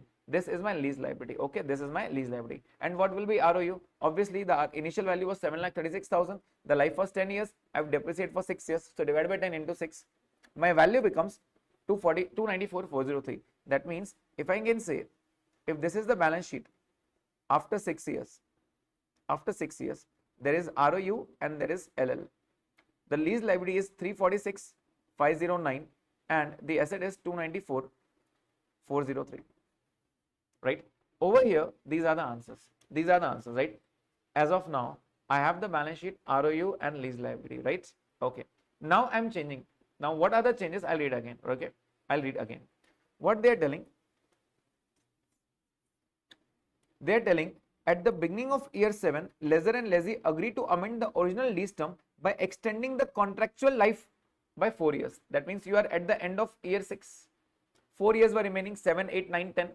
And you have extended for more years, 11, 12, 13, 14. That means now 8 years more, right? Okay. So what you have to do is the lease term and the amount will be one like itself. They haven't changed any amount. Now, is this modification? Yes. Are you increasing or decreasing? Obviously increasing the scope. You are adding up the life, right? You are increasing. So no question of profit loss. Just add up the life and check the answers. So over here, if you can closely watch, I have written 6th over here because I am standing at the end of year 6. Year 7, 8, 9, 10 was previous years. And 11, 12, 13, 14, they have taken it on extension, right? And now I will not be taking the original discount rate. I will be taking the revised discount rate because when the date, on the date of revision, I will take those rates, right? So discount rate will be 7% and the amount comes to 597. What was my lease liability in the balance sheet? It was 346. And the 346, I have to make it 597. I have to make 597. So can I say I need to increase it? The answer is yes. So increase the liability by 2,50,621. 597 was today's value and 346 was my previous value. Just increase by 2,50,000 and the answer will be ROU to lease liability. Now, if I look at the balance sheet now, that is at the beginning of 7th year. Obviously, ROU will increase and lease liability will increase, right? Okay. Just pay attention over here. I just added these values 250,621 and I added 250,621 over here also. These are the answers. Obviously, I'll depreciate. If I depreciate, what is the remaining life now? It will not be 4 years now. It will be 8 years, right? So I have divided by 8 years. And ongoing the procedure with lease liability, add interest, less payment. Interest will be at the rate 7% now because I have changed the rate, right? Because whenever I modify, I always use the revised rate. Now, how to remember whether to use a revised rate or not? Just ask a question. Was this in our control? If yes, you have to use the discounted rate. Revised rate. Was the modification in your control? The answer is yes. Is CPI in your control? The answer is no. If it is not in your control, you have to stick to original rate. If it was in your control, whether to extend or not, whether to modify or not, it wasn't in your control, right? If you have the control, you have to take the revised rate. Okay, the revised rate will always be given to you. Okay. Second point. Modification that decreases the scope of lease. If you're decreasing, that means the standard says you are selling off your asset. If you're decreasing, you are selling off the asset. So first of all, I have given the same example over here. First 3 lines are the same. First 3 lines and the changes at the beginning of year 7. So if you can see, I have given the same table 294 and 346. Initially, the same question I have repeated over here, right? Okay. I'll just read the change. What was the change? At the beginning of year 7, lessor and lessee agree to amend the original lease to reduce the space to only 2,500 square feet. That means initially you were having 5,000 square feet and now you are only taking 2,500 square feet. That means you are reducing. Okay. Annual lease rent will be 60,000. Now you have reduced the rent. Obviously, you have reduced the space also. So the rent will be reduced, right? And lessee's incremental borrowing rate at the beginning of year 7 has reduced to 5% now. It is the revised rate, right? Obviously, if you are decreasing, it is the revised rate. So first of all, on the date of change, what was the value? First calculate that only. Can I say till 6 years, the answer was very normal. I have changed it at the beginning of year 7. So till 6 years, I have already calculated this answer. 294 and 346. Now, what they are telling? They are telling if you are decreasing the scope, I will say you are selling off the asset, that is disposal. You are disposing of the asset. I will say it like this, right? So in that scenario, ROU will go out. That is, if the asset has debit balance, credit balance will be obviously this. And lease liability will reduce. Liability has credit balance and you have to debit it. But at what value? At what value? you have to book the profit or loss also. So can I say 5,000 was the total value and 2,500 is the reduced value, right? That means can I say 50% I have sold it, 50% I have sold. So lease liability will also be reduced by 50% and asset will also be reduced by 50%. So what was the value of the asset? It was 294,403. I'll say 50% sold. And since 50% is sold, my liability will also decrease by 50%.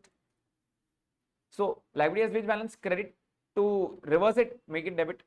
Asset is which balance? Debit. To reverse it, make it credit.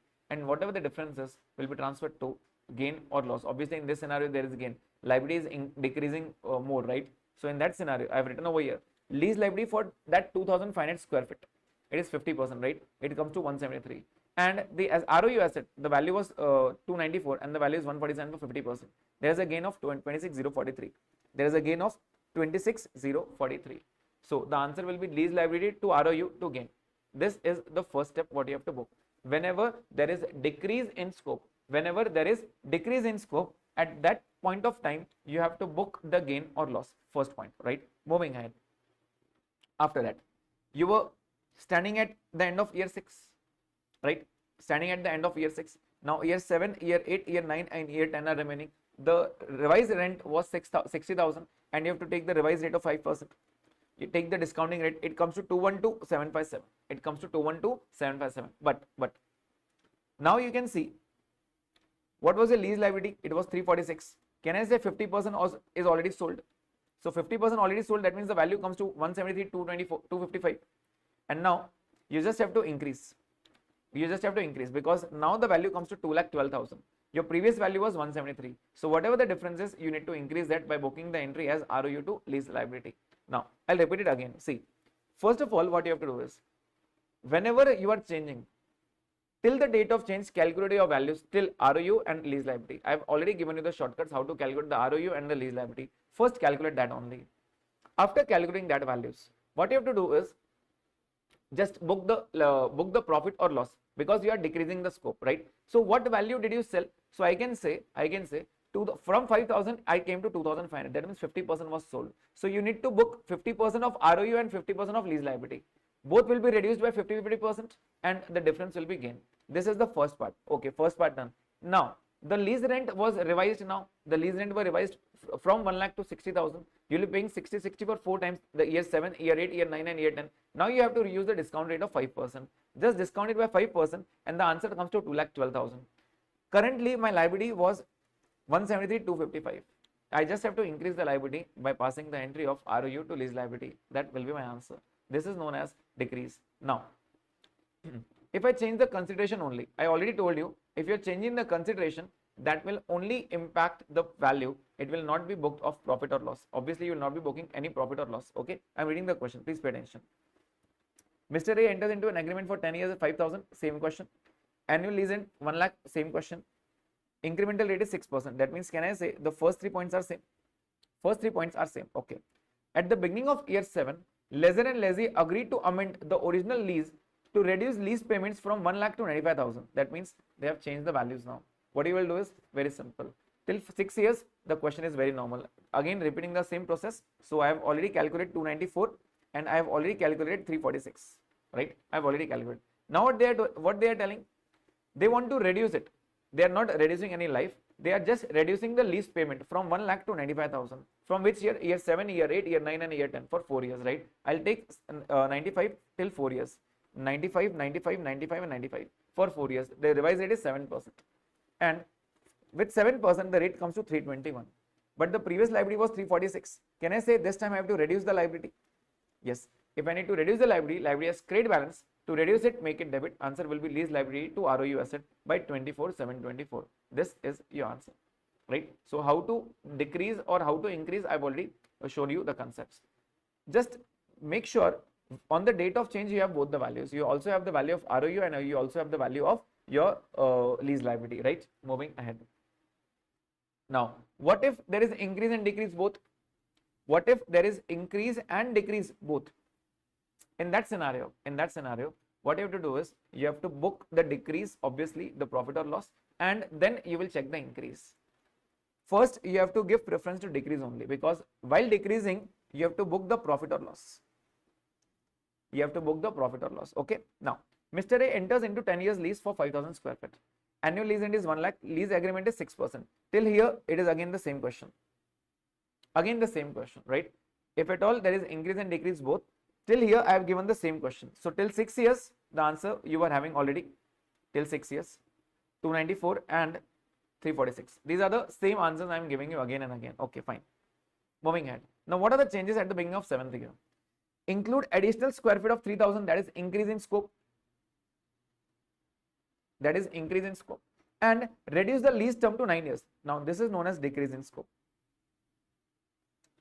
The life was 10 years. Now you have reduced it to 9 years. That means 1 year asset you have sold. 1 year asset you have sold. That means it is decreased. So you need to book the profit or loss. And annual lease payment will be 1,50,000. And the rate is 7%. Revised rate is 7%. First of all, I have calculated this. Now, what are the values left now? I am left with 346,509 and I am left with 294,403. Can I say these values are left for 4 years? But I have sold for 1 year. Sold for 1 year, because out of the 4 years, 1 year I am reducing. The life is now 9 years, right? I have reduced 1 year. So out of 4 years, I will say 1 year asset is sold. Obviously, 1 year liability will also be paid off. So what you have to do is, you just have to calculate 1 by 4, or else you can say 25%. Obviously, out of the 4 years, 1 year is down. That means 25% is down. So what is the value? From 294, I'll reduce 25%. And from 346, I'll also reduce 25%. And what are the differences? I'll book the gain. So over here, you can check. Yeah, since there is a decrease in the scope, we need to first book the profit. How is the profit? Please check. Decrease in lease liability, 346 minus 267. Just 1 minute.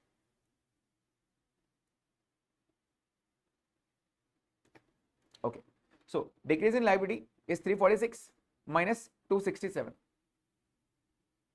and decrease in ROU asset 294 divided by 4 years and 1 year. So I can say 25% was the decrease. 25%, right? I can also say I have already given over here. The remaining life was 4 years, but now it is reduced to 3 years. So we can consider as if 1 year asset is sold. Also, we can calculate by making a decrease in the year by taking the percentage. It means 25%, right? And what was the liability? How to calculate the liability? See, over liability, when there is increase and decrease, you just have to calculate by the original rate what is the value left. What is the value left? If I am decreasing by 1 year, what is my liability now? What is my liability? Check. 1 lakh, 1 lakh, 1 lakh at the original rate 6%. The answer comes to 267. That means from 346, I have to make it till 267. That means I have to reduce by 79,208. I have to reduce by 79,208. So 79,208 minus 73,601 will give me 5607 as the gain. I have to book the gain like this. So the entry will be, I am reducing the lease liability, I am also reducing the ROU asset, and the difference is gain, 5607. This is your first answer. This is your first answer. How did I calculate this? I calculated the lease liability again by discounting at the rate 6%, because since I have left out the 1 year, obviously the lease liability will be of 9 years now. So I have taken from 9 years, what should be my liability at this date? It should be 267. But in my books, it is showing at 346. So I'll reduce by 267. So the answer is 79,208. And the asset is sold for 1 year.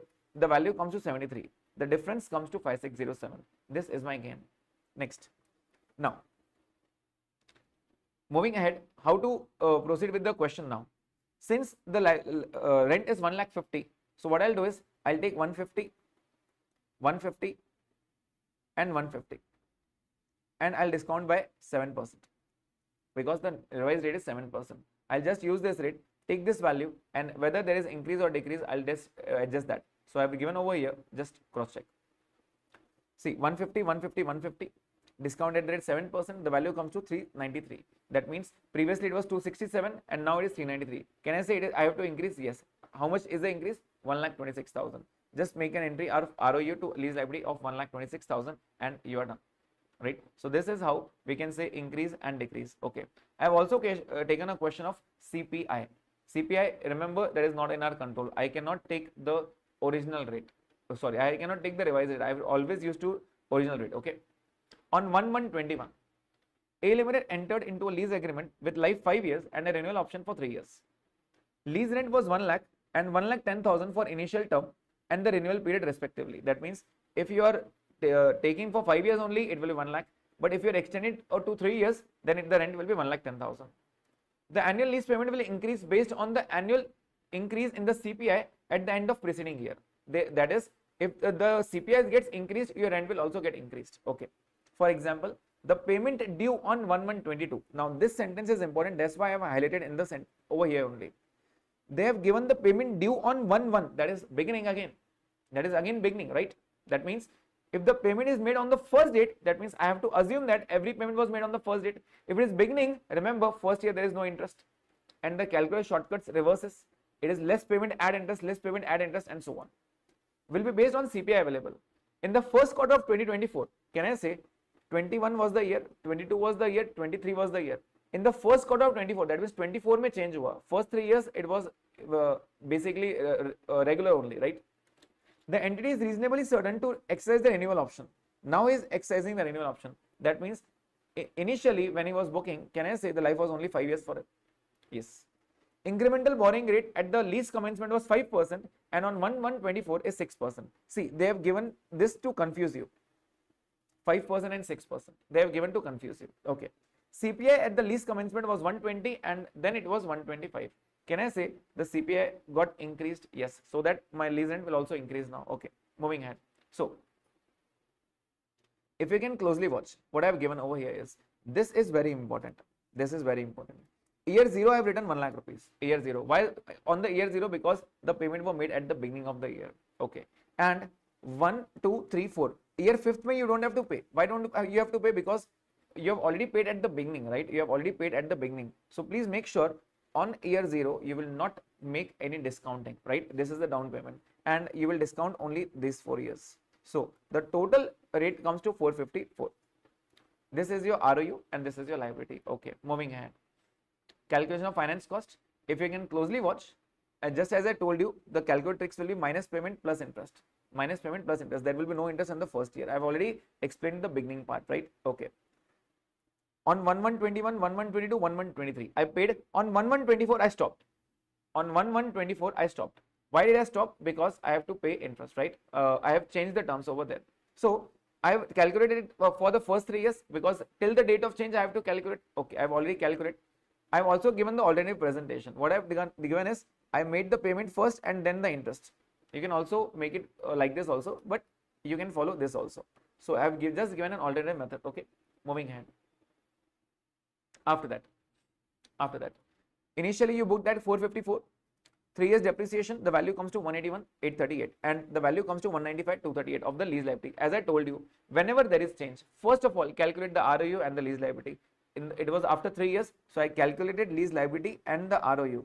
And the ROU comes to 181,838, and the lease liability comes to 195,238, right? After 5 years. Okay, WDV is there. Now, previous CPI was 120, and now the CPI is 125. So you just have to cross multiply. Initially you were paying 1 lakh rupees, right? When the CPI was 120, the lease rent was 1 lakh. When the CPI went to 125, what will be the lease rent? So 1 lakh into 125 divided by 120. The answer comes to 104,4167. This will be the lease rent, because I have to take it on the basis of CPI. CPI got increased, so 120 it was 1 lakh. 125, how much will be the rent? So it will be 1,04,167, right? So over here you can clearly see, you are studying over here 1 lakh at the end of third year, that is at the beginning of fourth year. 1 lakh, the institute has given an alternative presentation of 4.167% of the increase of CPI, but you can just ignore this. I have just made the cross multiplication over here. Increase by 4.167%, you will get all the answers, right? If you can closely watch, it is 1,10,000 over here. Why 1,10,000? It was clearly given to you. Please don't make the payment on the end of 8th year. Why not end of 8th year? Because you are always at the beginning of the year, right? Okay. After that, why did I use the revised rate? Why not original rate? It was CPI question. Because there is also the increase in the term, if you remember, right? Initially I was taking only 5 terms, right? Only 5 years. Initially I was taking only 5 years. Did you also increase the renewal option? The answer is yes. So that calls for modification, and that is why I used this rate. But if at all there was no change, if there was no increase in life, let's say they were not increasing the life over here. Yes, over here. The reason it was no reasonable certain. Renewal option was not taken. At that time, you must have used the original rate itself because the change was due to CPI and not through the modification. Okay. Now, I've just taken the change. Any increase or decrease will be transferred to ROU, and therefore the increase in asset will be ROU to lease liability. This is the change, right? I hope you are getting this point. Now, before proceeding ahead, it's the revision of revision. What is the summary from the point of view of lessee? What exactly you have covered? From initial point, I've started from ROU to lease liability, right? This ROU asset will be from the point of view of Ind AS 16, that is PP. Obviously, I'll be adding the initial direct cost also. I'll be adding the provision for dismantling or provision for restoration also, right? Present value of all lease payments, right? Okay, from the point of view of lessee, what are the points which we took? Renewal option, he can renew the lease, right? Purchase option, we can purchase it at the later date. Termination, we can terminate before. Incentives, I subtracted in between only, right? And there is also revision, that is, we can revise it at a later date itself. Next, beginning of the year, if you can closely watch, beginning of the year, it is less payment, add interest. This is the calculator shortcut. First, reduce the payment and then add the interest to it, right? Next, we have also checked the in substance fixed payment. If you remember the truck payment, right? If the variable payments are more, then you have to book the expense in the P&L itself in that year itself. Lease payment in other currency. If you remember other currency, $10,000 question, right? So what you have to do is you just have to discount it and on the basis of dollar rate, take the spot rate, multiply it, and then calculate with the average rate, the interest, right? Then at the year end, you have to take the difference. Exchange gain or exchange loss will be transferred to P&L. Next, discount rate. Whether to take the original rate or whether to take the discount rate. I have already told you. If it is in our control, I'll take the revised rate because modification was in our control. Extending or not is in our control. Terminate or not is in our control. Whether to increase or decrease the lease rent is in our control. So whenever you are modifying it, obviously you take the revised rate. And if you are not modifying, you have to take the original rate, that is CPI. Implicit rate. How to calculate the implicit rate? Always from the point of view of lessor. How will we calculate? We have to take the implicit rate by calculating the present value of all lease payments at such a rate so that my fair value gets covered plus the initial direct cost, if any. Next, modification. There was increasing scope and there was decreasing scope. If there is increase, no problem. If there is decrease, it will be considered as sale. So first of all, you have to calculate the profit or loss on the date of sale. And next is, if there is change in consideration, then it's just modify. Obviously, there is no profit or no loss booking. This is all about which we studied from the point of view of lessee. This is all about from the point of view of lessee. Now, the next point is sale and leaseback. Again, this is one of the important points, sale and leaseback. Now, what does this point say? Before proceeding, we'll take a 1 minute break. Okay. You can tell me if you have any queries still here.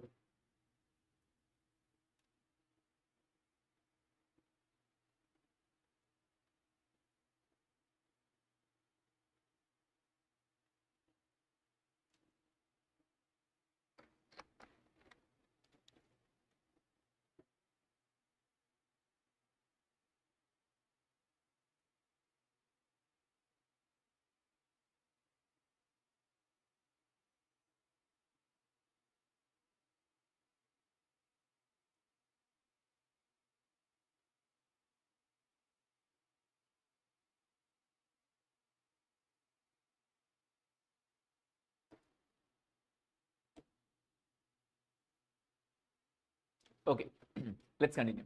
So the next point is sale and leaseback. Sale and leaseback. What do you mean by sale and leaseback? See, over here,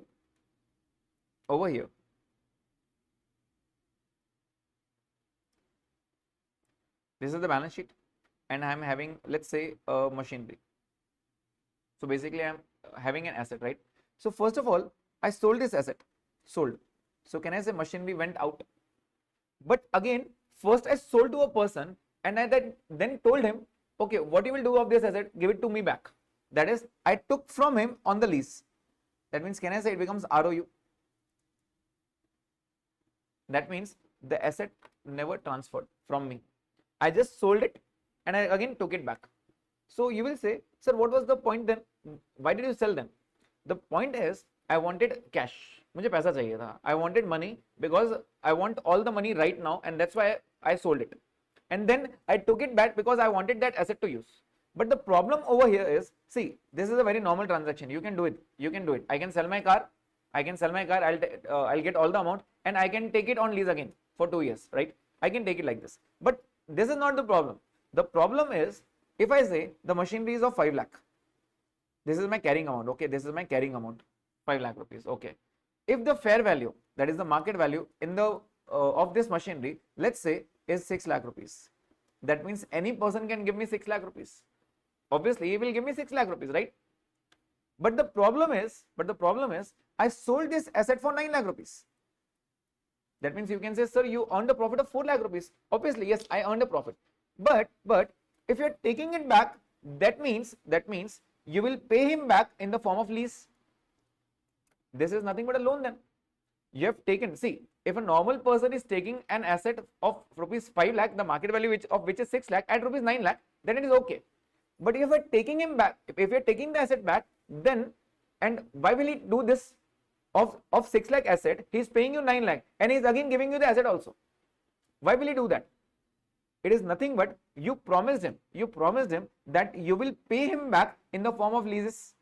Lease rent you will pay a higher rent. That means this was done just to generate finance. That means you wanted some cash. So what you did is you convinced a person that take this asset from me in my books at rupees 9 lakh. At rupees 9 lakh. Obviously the asset is of 6 lakh only, but you give me 9 lakh and I will repay you in the form of lease rent. Can I say this is nothing but a loan taken then? Then why are you taking it as a lease? So standard identified this point, and what he did is, what does the standard do? He says that whatever the extra amount is above the fair value will be treated as a loan. Will be treated as the loan. This is complete loan. You haven't given this. See, if you are only selling, you can completely book profit. But if you are selling and again taking it back, this amount, any amount which is paid more than the fair value will be considered as loan, will be considered as the finance, right? So you have just taken a loan and you are paying interest on that loan. There is not lease liability. Okay. Plus, second thing, that means you cannot book entire 4 lakh profit. How can you book the profit? And you can say you have sold 5 lakh, but you have also taken some of the asset in the name of ROU. That means you haven't sold it completely. You haven't sold it completely, right? You have sold the asset of 5 lakh, but you have taken it again back. That means some portion you have sold. So you need to book the profit of that some portion. How to calculate that? I have given an example. Please pay attention on that. So basically, if we are the seller, we sold, one was the buyer, and I again took it from him, he becomes the lessor and we become the lessee. That means this is also lessee accounting, right? So we are thinking from the point of view of lessee only. See, this is a very normal transaction if it was done on fair value. But above the fair value, if the transaction is done, that amount is treated as the finance loan, that is loan. Okay. Now, sale and operating lease back. Any amount taken in excess of fair value will be considered as loan taken. Example, A Limited sold a building to B Limited for rupees 30 lakhs. Okay. So basically, okay, I'll just read the question and then I'll explain. The carrying amount which was 15 lakhs, that is in my books, in the balance sheet, I was having a building for rupees 15 lakh and I sold it, sale value was 30 lakh rupees, right? The fair value of the asset was 27. That means any amount fair value was 27. Any person can take it as 27. So why that person is giving me 30? That means this 3 lakh, extra 3 lakh will be treated as loan and not the liability. I have taken the loan of 3 lakh rupees. Okay, fine. Moving ahead. At the same time, A Limited enters into a contract with B Limited for the right to use for building for 20 years with annual lease payments of 2 lakh. Now what I am doing is, I am taking the asset back and I told him that I will pay you, that is building goes out and ROU comes in and I will pay him 2 lakh rupees per annum as the lease rent, right? 2 lakh per annum as the lease rent. Next.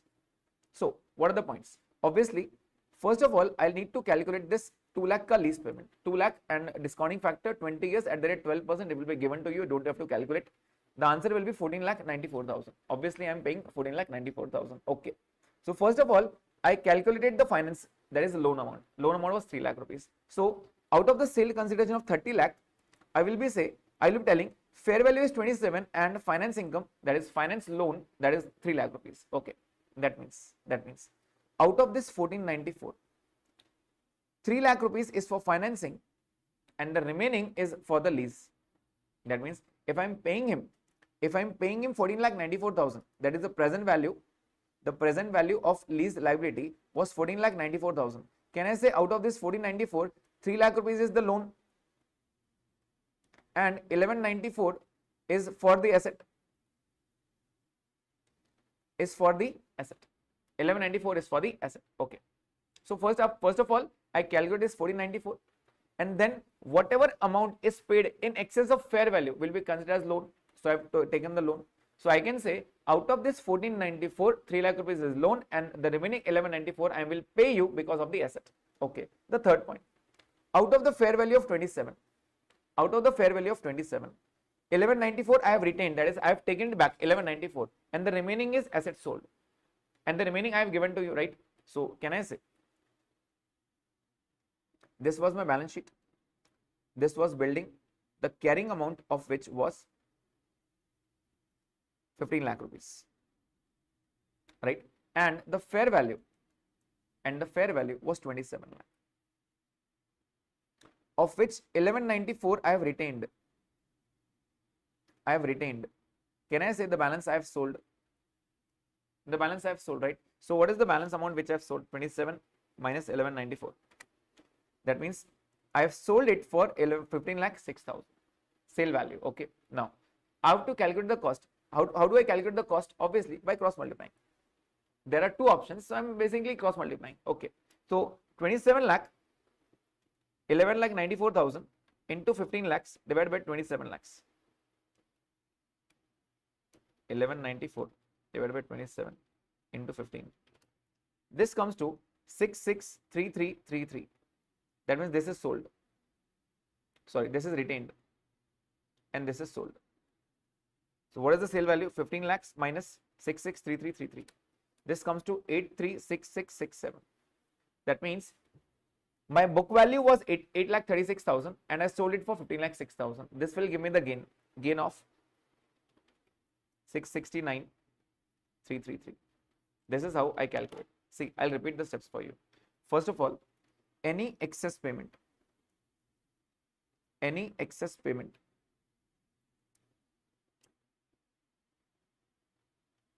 beyond fair value will be loan, will be treated as loan. First point. Okay. First point is down. So 30 lakhs, 27 was the fair value, and any excess about that 3 lakh rupees was the loan. Okay. Then we took the present value of lease payments. It came to lease liability, right? This is the lease liability. Of the lease liability, 3 lakh was the loan, which I calculated from first step, and the balance was due to asset retained. That is, I will pay you because I have retained the asset. Obviously, I am taking the asset, right? So I have to give you something. So this amount is for the asset given. Okay. Next point, you will make a balance sheet, and after making a balance sheet, just try and calculate the points, right? So this is the retained value, right? So this is carrying amount, and or else you can say like this, if not balance sheet, carrying amount and fair value. Asset, the carrying amount was 15 lakh rupees, the fair value was 27 lakh rupees. Of this, 1194 was retained, right? So what was the value of, what was the cost less retained? This is ROU, right? And the balance will be sold. Just calculate this value and you will get the difference. This difference will be calculated as gain. This is the answer. This is how you have to take the sale and lease back. See, 3-step answer. First of all, calculate whether there is loan. Obviously, there will be loan in each and every case. Second is of the lease payments, of the present value of lease payments, separate the loan amount and then calculate by cross multiplying. What is the carrying amount and what is the face value, fair value? Just cross multiply and get the profit. So over here, if you can check the journal entry. What is the journal entry of lease? So you'll say ROU to lease liability. Simple answer. ROU to lease liability. Okay, fine. Next, did you sell the asset? The answer is yes. What is the entry for selling the asset? You will say bank to asset. You will say bank to asset. But was there a gain? Yes, to gain. Asset, bank amount was 30 lakh rupees. ROU, which you retained. What amount was retained? The retained amount was 6,33,333. This was ROU for you. And what was the lease liability? 14,94, because you have to repay it, right? Obviously, you can say 1494 has two parts. 3 lakh rupees is the loan and 1194 is the lease liability. You can write it that way also. But you can make it directly also, right? So I have taken the journal entry combined. Bank account debit to asset, normal entry. If you are not able to understand the combined entry, just make it separate entries. Bank account debit was the normal entry. To PP, the asset went out, and to gain, that is to PNL, gain. This was the answer. And the next entry is ROU to lease liability. Lease liability, you have already calculated 1494. Asset retained was nothing but the ROU, right? And bank was 30 lakh rupees. PP went out, that is 8 lakh 67. And what was the gain? You have already calculated. This is how you calculate the answers, right? So I hope the point is very clear. This was the last point from the point of view of lessee. Now we are starting from the point of view of lessor. Just 1 minute. Yeah, from the point of view of lessor. So basically, lessor, he can make it as a finance lease, or he can also opt for operating lease. What are the conditions to it, right? I'll explain the conditions later, but I'll first start with operating lease. See, it is very simple. What is operating and finance lease? I'll explain you the concept. If this is a balance sheet and Mr. B is the lessor, okay? If Mr. B is the lessor, he was having a building over here. Building of, let's say, 50 lakh rupees. Building of 50 lakh rupees. So he gave it as operating lease. Now, when I say operating lease, that means Mr. B is still the owner. Mr. B is still the owner.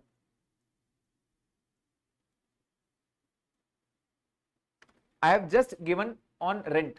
I have just given on rent. Use it for some time, give me rent, and then leave the premises. The asset belongs to me only. That means if it is operating lease, I will just pass the income entry, that is rent receive entry. So what is the entry of getting a rent? I will say bank account debit to rent, that is, it is known as lease rent. Simple as that. So this will be treated as the income. This will be treated as the income, not operating lease. That is, I will say if this is operating lease, that means I am still the owner. I have just given the asset to you for use. Just use the asset, give me the rent, and give the asset back. That's it. This is very simple, right? And obviously, there will be some negotiations in the income. So how to treat that income? See, it does not depend upon the receipt. What is the amount you are receiving? Let's say you are getting 50, 60, and 70,000 as the lease rent. As the lease rent. First year you are getting 50,000. Second year you are getting 60,000. Third year you are getting 70,000. But the answer is you cannot book income on this basis. You have to book income on SLM basis. That is, what you have to do is 50 plus 60 plus 70 divided by 3. In each and every year, in each and every P&L, you will say rent by lease rent of 60,000. There is the average rate. In each and every year, whether you are getting 50 or 60 or 70, it doesn't matter. In the P&L, you will book income on the basis of SLM basis. This is the point of operating lease, basically. So can I say asset does not go out? If I am still the owner, I will continue to depreciate also. Continue the depreciation also. This is the meaning of operating lease. That means operating lease is very simple. I will give you the asset on lease. That means I am not selling the asset. I will just pass the income entry. I will just pass the income entry. Just give the asset and give me the income. So the income entry will be bank to income. That income should be booked on the basis of SLM. Since I haven't sold the asset, I will still continue to depreciate. This is the meaning of operating lease. Now, what do you mean by finance lease? Finance lease. If this is my balance sheet, building, if I am giving the asset on finance lease, that means I am selling the asset. I am selling the asset. Mr. B sold the asset if it is on finance lease. So can I say building will no longer be recorded since I am not the owner now? I have given the asset to you. It is your asset now. I am not the owner. It is your asset now. If it is not my asset, can I say I have to take some amount from you? If I am giving the building, you have to pay me something, right? But you are not paying me right now. You are telling I will pay you slowly in the form of lease rents. That means, can I say the amount is still receivable? The amount is still receivable. If the amount is receivable, obviously it is debtor for me. So I have to record a debtor over here. But data is not recorded over here. It is in the name of NIL. That is the net investment in lease. net investment in lease. You have to record the name net investment in lease. That means you are just selling the asset. You are selling the asset. In the operating lease, you are not selling the asset. You are just giving it on rent, and you are taking the rental income. That was the basic point. But if you're selling the asset, if it is a finance lease, I'll also explain how to check whether it is a finance lease or a operating lease. But if it is a finance lease, you are selling the asset. And what is the entry for selling the asset? You will say bank to asset. Bank to asset. But the problem is asset is going out, but the money is not coming in. Cash nahi aa raha hai aapke paas. If you're not getting cash, how will you analyze it? If you're not getting cash, you should say the amount is receivable. That means you should write the name of the person. But we don't have to write the name of the person. We use the word NIL. What is NIL? Net investment in lease. This is the point, right? Okay. Now, the asset obviously goes out at the carrying amount. Let's say this is 10 lakhs. So obviously it will be 10 lakhs. Now, obviously I'll be taking some lease rents from you. So you are giving me 1 lakh, 1 lakh, 1 lakh, 1 lakh for the next 15 years, let's say. And that amount comes to, let's say 11 lakh rupees. Example, 11 lakh rupees at the discounting rate. Okay. So I'll book receivable is 11 lakh, but the asset was of 10 lakhs. Can I book an income of 1 lakh? Yes. It is nothing but to give. This is how you record. Since I don't have the asset now, obviously I will not depreciate. These are the basic 2 points which you have to remember from the point of view of ledger. First is operating lease, second is finance lease. How to remember the journal entries? I have also given that also. Operating lease, I'm just given the asset on rental basis. If it is finance lease, I'm selling the asset completely. If I'm selling the asset, obviously I cannot charge depreciation. But if I'm selling the asset, I can book the profit, right? So whatever the amount is at the present value, that is known as NIL, that is a net investment in lease. Asset obviously will go out at the carrying amount, and whatever the difference is will be treated as the gain or loss, right? This is the amount. Okay, moving ahead. So I've written all these over here, bank to lease income and so on. It will be booked on SLM basis, right? Obviously, if I'm still the owner, I'll continue to depreciate. Okay, so these are all the points. Moving ahead. Now, how to check whether it is a finance lease or not? If any of the five points fulfills, it is a finance lease. If any of the conditions satisfied, not all, any one of the conditions satisfied, then also it is finance lease. If none of the conditions is satisfied, then it is operating lease. So what is the condition? First, automatic transfer of ownership, that is hire purchase. Let's say I have given you something. Let's say I have given you this laptop, and I told you have to pay 50,000 per annum for the next 5 years. After 5 years, obviously the laptop will be yours. That means automatic transfer of ownership. If you are the owner, obviously I sold the asset right now. So that will be automatic transfer of ownership. It will be treated as finance lease. Second option to purchase at a very reduced price, and it is certain that lessee will opt for it. For example, I gave you my Mercedes. On lease, right? I told you give me 5 lakh rupees per annum for the next 8 years. And after 8 years, just give me 3 lakh rupees and the Mercedes is yours. Obviously, I'm giving you at a very low rate, right? And it is very certain that you will purchase the asset. 3 lakh mein Mercedes kaun jodega? Obviously, wo purana hai, but obviously you will not leave that, right? So you will purchase that. Obviously, if I'm giving an option, I gave you an option. If you want it, you can take it after 8 years and give me just 3 lakh rupees. And it is obviously certain that you will purchase it. So I've given you an option to purchase at a very reduced price. Third option, major economic life is covered. For example, let's say the life of the asset is 10 years and I have given it on lease for 8 years. That means majority time aapko dena hu main. Majority time I have given to you only. That is major economic life you are using, and therefore it will be treated as finance lease. Fifth point, I'll read the fourth point later. Fifth point, if it is a specialized asset, I have made that asset only for your purpose. Let's see, I have made a vanity van for your purpose. You gave me the requirements. Give me this infrastructure, give me this infrastructure, give me this color, give me this bed and this, give me that and give me that, right? So I made it for you only. If it is a specialized asset, that belongs to finance lease. And the last point, very important. The present value of all lease payments substantially covers the fair value of the underlying asset. UGRV should not be considered. This is very important. See, I just have to check. In each and every time, I have to consider UGRV. I have to consider UGRV, right? That is unguaranteed residual value. But only for checking whether it is finance lease or not, I will not take UGRV. For example, now what is he telling? See, I have the fair value. Let's say the fair value comes to 10 lakh rupees. And lease rents are there, year 0, year 1, year 2, year 3, year 4, year 5, year 6. You are giving me 3 lakh, 3 lakh, 3 lakh, 3 lakh, 3 lakh and 3 lakh. And if I'm taking a discount, and if suppose this comes to 11 lakh, is it covering 10 lakh? The answer is yes. So if it is covering, it is a finance lease. Okay. If it is 8 lakh, is 8 lakh substantially covering 10 lakh? The answer is yes. 8 lakh is covering 10 lakh, right? Substantially 80% cover kar raha hai, 80% is the time, right? So is it covering? The answer is yes. 80% is a huge amount. So I can say if the present value of all lease payments excluding UGRV nahi lena hai, UGRV you don't have to take away. GRV you can take, guaranteed residual value, but unguaranteed residual value you cannot take.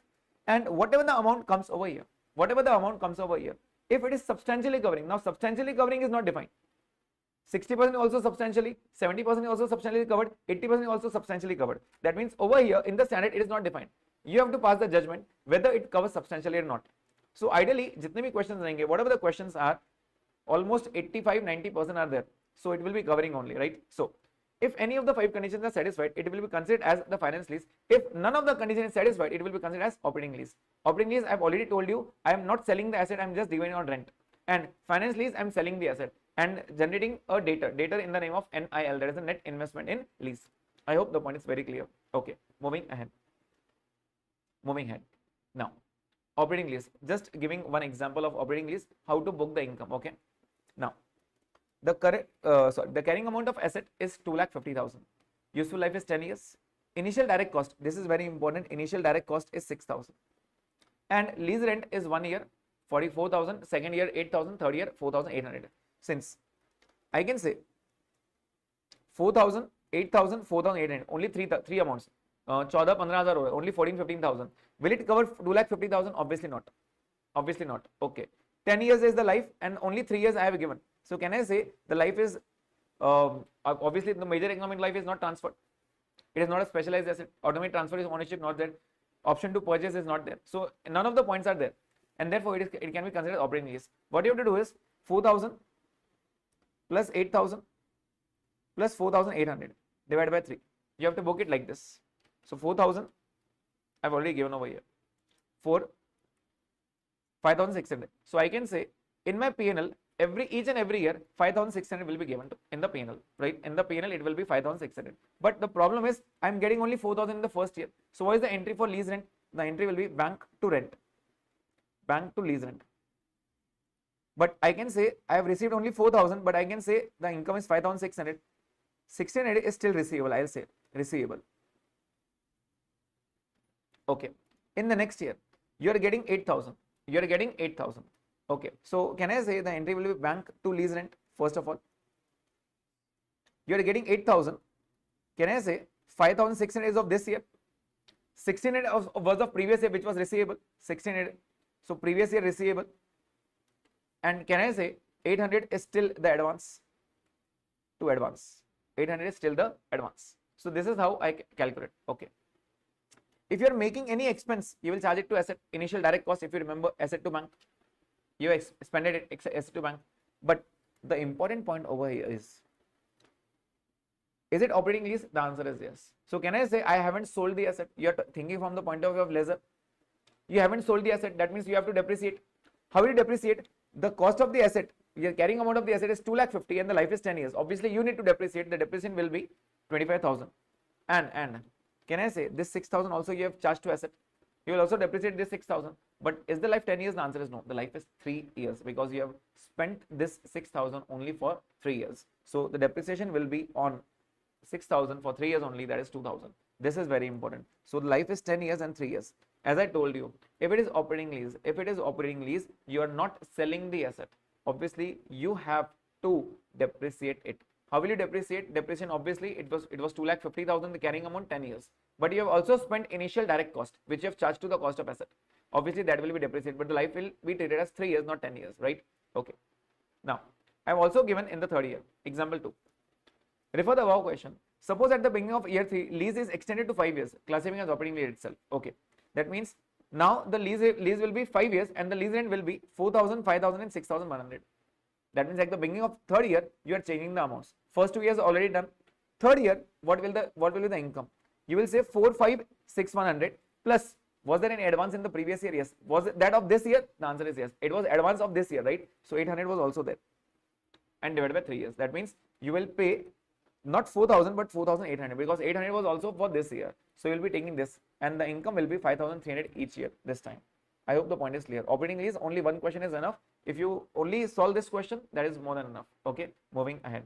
Now, finance lease. Finance lease, we have two options. Okay, just be very patient. We are almost at the end of this lease topic. So I guess maximum I'm telling 1 hour. Okay, maximum 1 hour, because this is a huge NDAs. Obviously, it will take a bit of time. If you are taking, obviously I'm taking all the questions also, so it is taking a bit of time. So just be patient and listen to me very carefully. Okay, 3 or 4 points are there, and we are done with this NDAs. Okay, now the finance lease. Lease rent is 50,000 for 3 years. GRV by lessee is 18,000 and GRV by third party is 20,000. Which GRV will you take? The answer is whichever is higher. See, what is GRV? First of all, I'll tell you. See, let's say I give you my Mercedes. I give you a Mercedes for 2 lakh rupees per annum rental, right? Okay. So I gave this to Mr. B. Okay, you are Mr. B. I gave this to Mr. B, and I also gave him an option that if you want to purchase, you can give me 3 lakh rupees and you can purchase it after 10 years. Okay. Just before the end, now can I say this is guarantee given by Mr. B? This is GRB. Okay. Mr. C came to know about this, and he came to me and he told that after the lease period, give this Mercedes to me, I'll pay you 4 lakh rupees. Now you only tell me, if you are rational, if you are a very rational person, if there is no relation between B and C, and if you are not related to B and C, whom will you give? Will you give it to Mr. B or Mr. C? Obviously to Mr. C, because he will pay you higher. And therefore, I will take whichever is higher. This is GRV for me, GRV from the third party, right? Plus, my expectation was 5 lakh. My expectation was 5 lakh. Can I say my expectation was 5 lakh? That means my residual value was 5 lakh, but he is guaranteeing only 4. That means, can I say 1 lakh is nothing but UGRV? Because my expectation is 5 lakh. See, he has just promised he will pay. He is also promising, but I have not committed any one of them. I have just given an option. Obviously, if I want to sell, I will obviously sell at my residual value. My residual value is 5 lakh, right? Obviously, no one has promised this, but I know that after the end of the life, after 10 years, if I sell by myself, not to give to B, not to give to C, if I sell by myself, obviously I'll be getting a residual value of 5 lakh rupees. Why will I give to B and C then? So what I'm doing over here is, I'm taking the guarantee. Is 4 lakh the guaranteed amount which Mr. C is giving? The answer is yes. But can I say 1 lakh is still unguaranteed? No one has promised me yet. I'm feeling that I will get this amount. No one has promised this. This is known as UGRV. So when two GRVs are given, that is guaranteed residual value, 2 are given, obviously take the higher of them, whichever is higher. Okay. Now 50,000, GRV is 18,000 and GRV is 20,000. So 18,000 is no use. I'll take 20,000 from here. Next, residual value is 35,000. That means 15,000 becomes the unguaranteed residual value. 20,000 was guaranteed and 15,000 is unguaranteed. Okay. Fair value is 140. Carrying amount is 125. Initial direct cost is 7,000 and the market rate is 12%. Okay. Market rate is given just to confuse you. As I told you, from the point of view of lessor, there is no concept of market rate. Okay. I'll tell you why market rate is given. First of all, I'll calculate the implicit rate. How do I calculate the implicit rate? I will calculate it as present value of all lease payments, including the GRV, UGRV, so that it covers my fair value plus the initial direct cost. So my fair value was given as 140. My initial direct cost was 7,000. That means I want such a rate so that 1,47,000 gets covered, right? So what I'm getting 50,000 for first year. I'm getting 50,000 for second year. I'm getting 50,000 for the third year.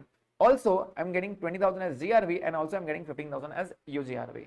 I just have to take by trial and error. You can take by method of interpolation and so on.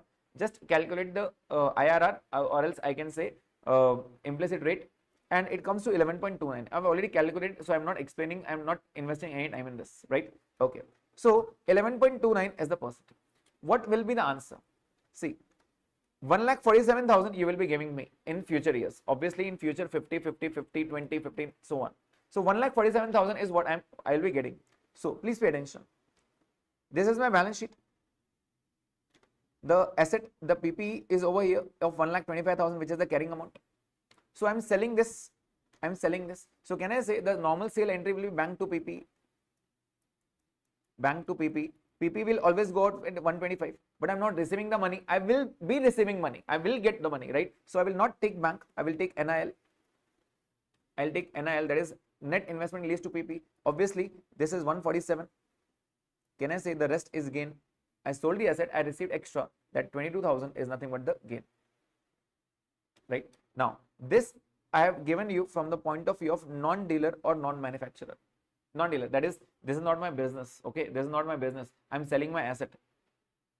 Selling a Mercedes or giving it on lease is not my business. I'm not the dealer of the Mercedes. I'm not the car showroom dealer. Okay, so I'm just giving you an asset. So this is nothing but a sale of asset. Okay, so I gave you this entry, and again, obviously, if this is NIL, what I'll do is I'll again prepare LAT, that is loan amortization table, but this time that income, that interest will be income for me. What I have to do? Again the same thing, add interest less payment, this NIL. Over this NIL, when I'm having this balance sheet, I have NIL, right? So I'll just add interest less payment, that is less whatever the amount I received, and so on. So that will be considered as the income, not the expense, right? Just 1 minute. Yeah, that will be considered as income and not the expense. So I've given over here, if you can check, I started with 147, add interest at the rate 11.29%, which was the implicit rate, add gross payment I got is 50,000, and so on. So this 3 years I'll be getting, and the answer will be 35,000, which will be left as residual value. Okay, this is the answer. Next.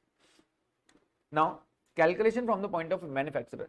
If in the same question he was a manufacturer, then what are the changes? The very first point is, if I am the dealer, it was not my asset for you. It was not at all my asset. So whatever the expense I am doing on it, the initial direct cost, it will be transferred to P&L. The very first point, very important. The initial direct cost will be transferred to P&L. Okay.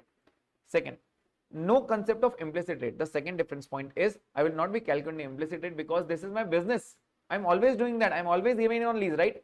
This is my business, and therefore I'll be taking the market rate, not the implicit rate. So market rate is given.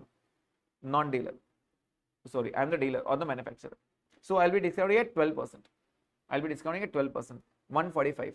So what is NIL? NIL is the lower of two, the present value or the fair value, whichever is lower. So I'm taking 140 as the lower amount. This is the third difference. First point. First point is initial direct cost will be transferred to P&L. Second point, implicit rate won't be taken. It will be market rate because I'm the dealer. It is my daily business, right? And the third point is, you will not take direct present value. You will take present value or fair value, whichever is lower, as the NIL. And therefore, what are the entries you will be passing? First of all, you will be passing NIL to sales. NIL to sales. Basically, एक normal sales की entry क्या रहती है? एक normal sales की entry. It is bank to sales, right? But you are not getting the amount. You are getting.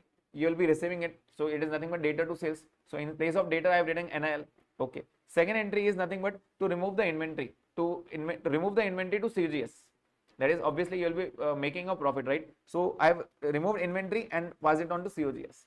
I'm making a expense entry, 125 entry. And can I say this 140 includes the present value of this 15,000 also.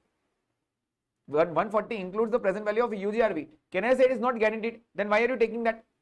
Don't take that. Why have you taken it as revenue? Why have you taken it as sales? Just remove that value. So what I have to do is, I have to remove that value of 15,000 from the revenue and from the COGS itself. So sales will be debited, sales will be reduced, and COGS will also be reduced by the present value of UGRV. Now what I have to do is, I just have to pass a combined entry. Just check. Revenue was debited and credited also. Revenue was credited and revenue was debited. What is the net amount? It will be 1,29,000 something. So there's this revenue. Second, COGS debited, COGS credited. So net amount of debit is this amount. NIL was 140 and the remaining amount was 125, and this is tallied. So basically, I gave you 3 entries, but institute asked only 1 entry. So always do 3 entries first, and then in rough, and then make the correct entry. This will be very easy for you. So what are the entries? First, book NIL. Obviously, I was the dealer. I was not selling an asset. It was just revenue for me, sales for me, right? Second is remove inventory, and third is reversal of the present value of UGRV. Why we are reversing? Because that is not guaranteed. Why are you taking at sale then? Obviously, you need to remove it. So this is the entry. How will I do, right? And now it's again time for revision of revision, right? Revision of revision. Please have a look. Summary of the ledger and the ledger. Ledger has 2 options. First is operating and second is finance. Talking about operating lease. Operating lease, initial direct cost to be charged to the cost of asset. Obviously, operating lease, I haven't sold the asset. So whatever the expense I'm making, I'll be charging it to the asset. Lease rent received considered as income on SLM basis. Whatever the income I am receiving, I'll be getting it on income basis, and depreciation will continue and on IDC also. That is initial direct cost also, with separate life. With separate life, that is the lease term. Right? The life will be 3 years. I've already explained you. Second point, finance lease. Finance lease, obviously, I have already sold the asset. No chance of depreciation now. I've already sold the asset, right? So, finance lease. Finance lease, 2 points. Non-manufacturer and manufacturer. Non-manufacturer, that is, I'm not the dealer. If I'm not the dealer, I'm selling my asset. And if he is the dealer, he is selling the goods, right? So, there are two options. First, if I'm selling the asset, initial direct cost will be obviously charged to asset, and I'll be taking PP and I'll be taking implicit rate. This I have already told you.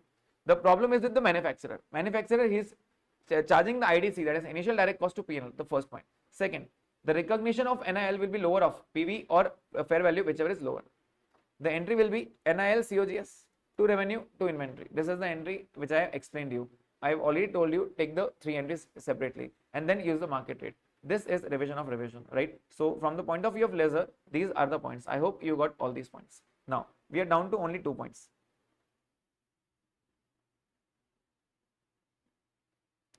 The first is sublease. Now what is sublease? Sublease point. See, first of all, there is a head lease. Mr. A is giving to B, head lease. And again, Mr. B gives to C, that is known as sublease. That is known as sublease. Just 1 minute. Where is the point? Yeah. So over here, Mr. A gave the asset to B and then B gave to C. So basically, if over here, lessor and lessee, if I say the term is 40 years and he is taking only for 10 years, please tell me, for Mr. B, do he have any option of operating or finance? The answer is no. He is the lessee. Lessee does not have any option. He will record as ROU asset. That means in the books of Mr. B, ROU asset and lease liability will continue in the books of Mr. B. And Mr. A has the point of view of finance lease or operating lease. See, I have given none of the option. 10 years and 40 years. Obviously, the life is not a major economic life, and therefore Mr. A can say it is an operating lease. Mr. A can say it is operating lease. Okay. Now the problem is Mr. B gave it to Mr. C. This is known as subleasing. He gave it for 7 years. Now, can you please define whether it is operating lease or finance lease? The answer is 7 out of 10 is the major economic life. Mr. B took it for 10 years. You cannot compare with 40 years. Mr. B took it for 10 years, and from 10 years he gave 7 years to C. Can I say major economic life is covered to C, and therefore it will be termed as finance lease. He becomes the lessor now, and he is known as the intermediate lessor. Intermediate lessor, right? He becomes the lessor now. Can I say he will remove the asset, because finance lease means sell the asset. So ROU will not be there, but in place of ROU, NIL will be there. In place of ROU, NIL will be there. Only this is the point. This is not asked in practical, but this may be asked in your MCQs. Whether it will be sublease, and for sublease it is operating or finance. So I have given you 2 points. Please pay attention. If it is operating lease, no sale of asset, continue to depreciate. Obviously, if it is operating lease, I haven't sold the asset. The point is, if I am selling this asset, the answer is no. I am not selling this asset. So will I get the income? Yes, I will book it on SLM basis. And since the asset is with me, I'll continue to depreciate.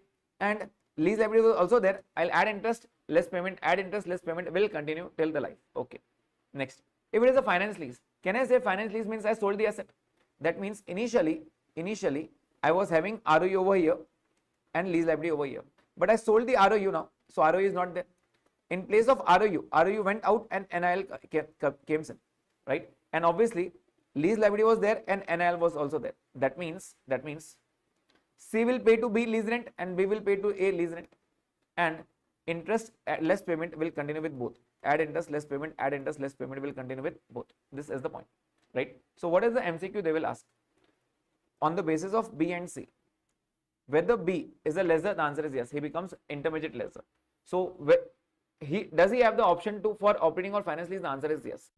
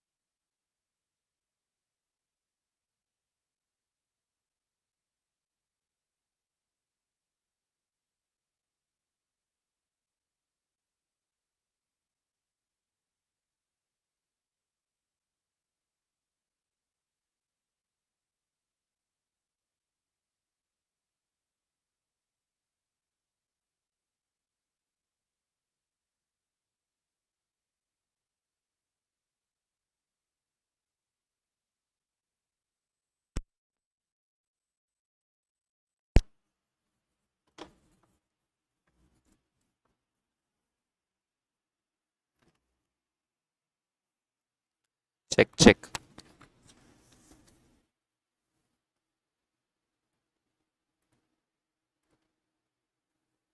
Yes, audible now? Please check.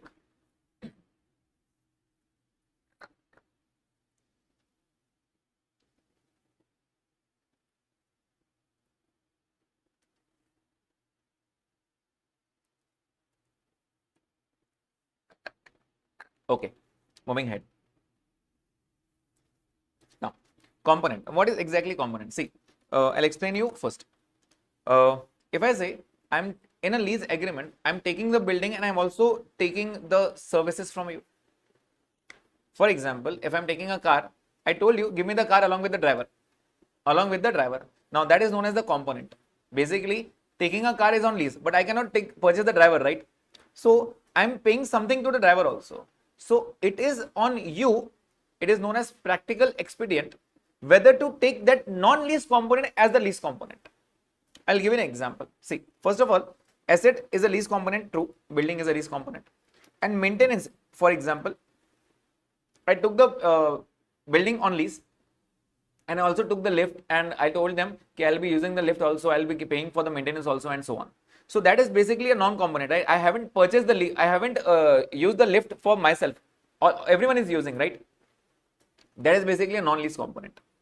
Expenses and taxes, admin department, this won't be covered. This is ignored. Why ignored? Because if I'm telling you, give me an accountant also to keep the accounting. So obviously I'll be paying him salary. So that will be going to P&L, right? So that is not covered.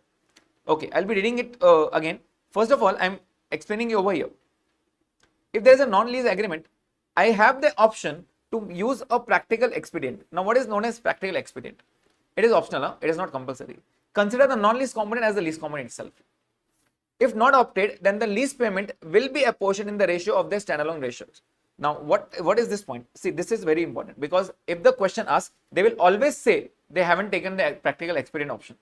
Now, in that scenario, what I have to do? See, if I've given this point, lease agreement, car is 1,60,000 and the driver pays 40,000 and the driver is 40,000 and the amount is 2 lakh rupees. That means I have taken from you in the lease agreement, it is clearly given. I will pay you 1,60,000 for the car and 40,000 as the driver cost. That means I'll be paying you 2 lakh rupees per annum for the use of car, for the use of Mercedes, right? So I'm telling you that give me the car on lease, give me your Mercedes on lease. I'll pay you 2 lakh rupees along with the driver.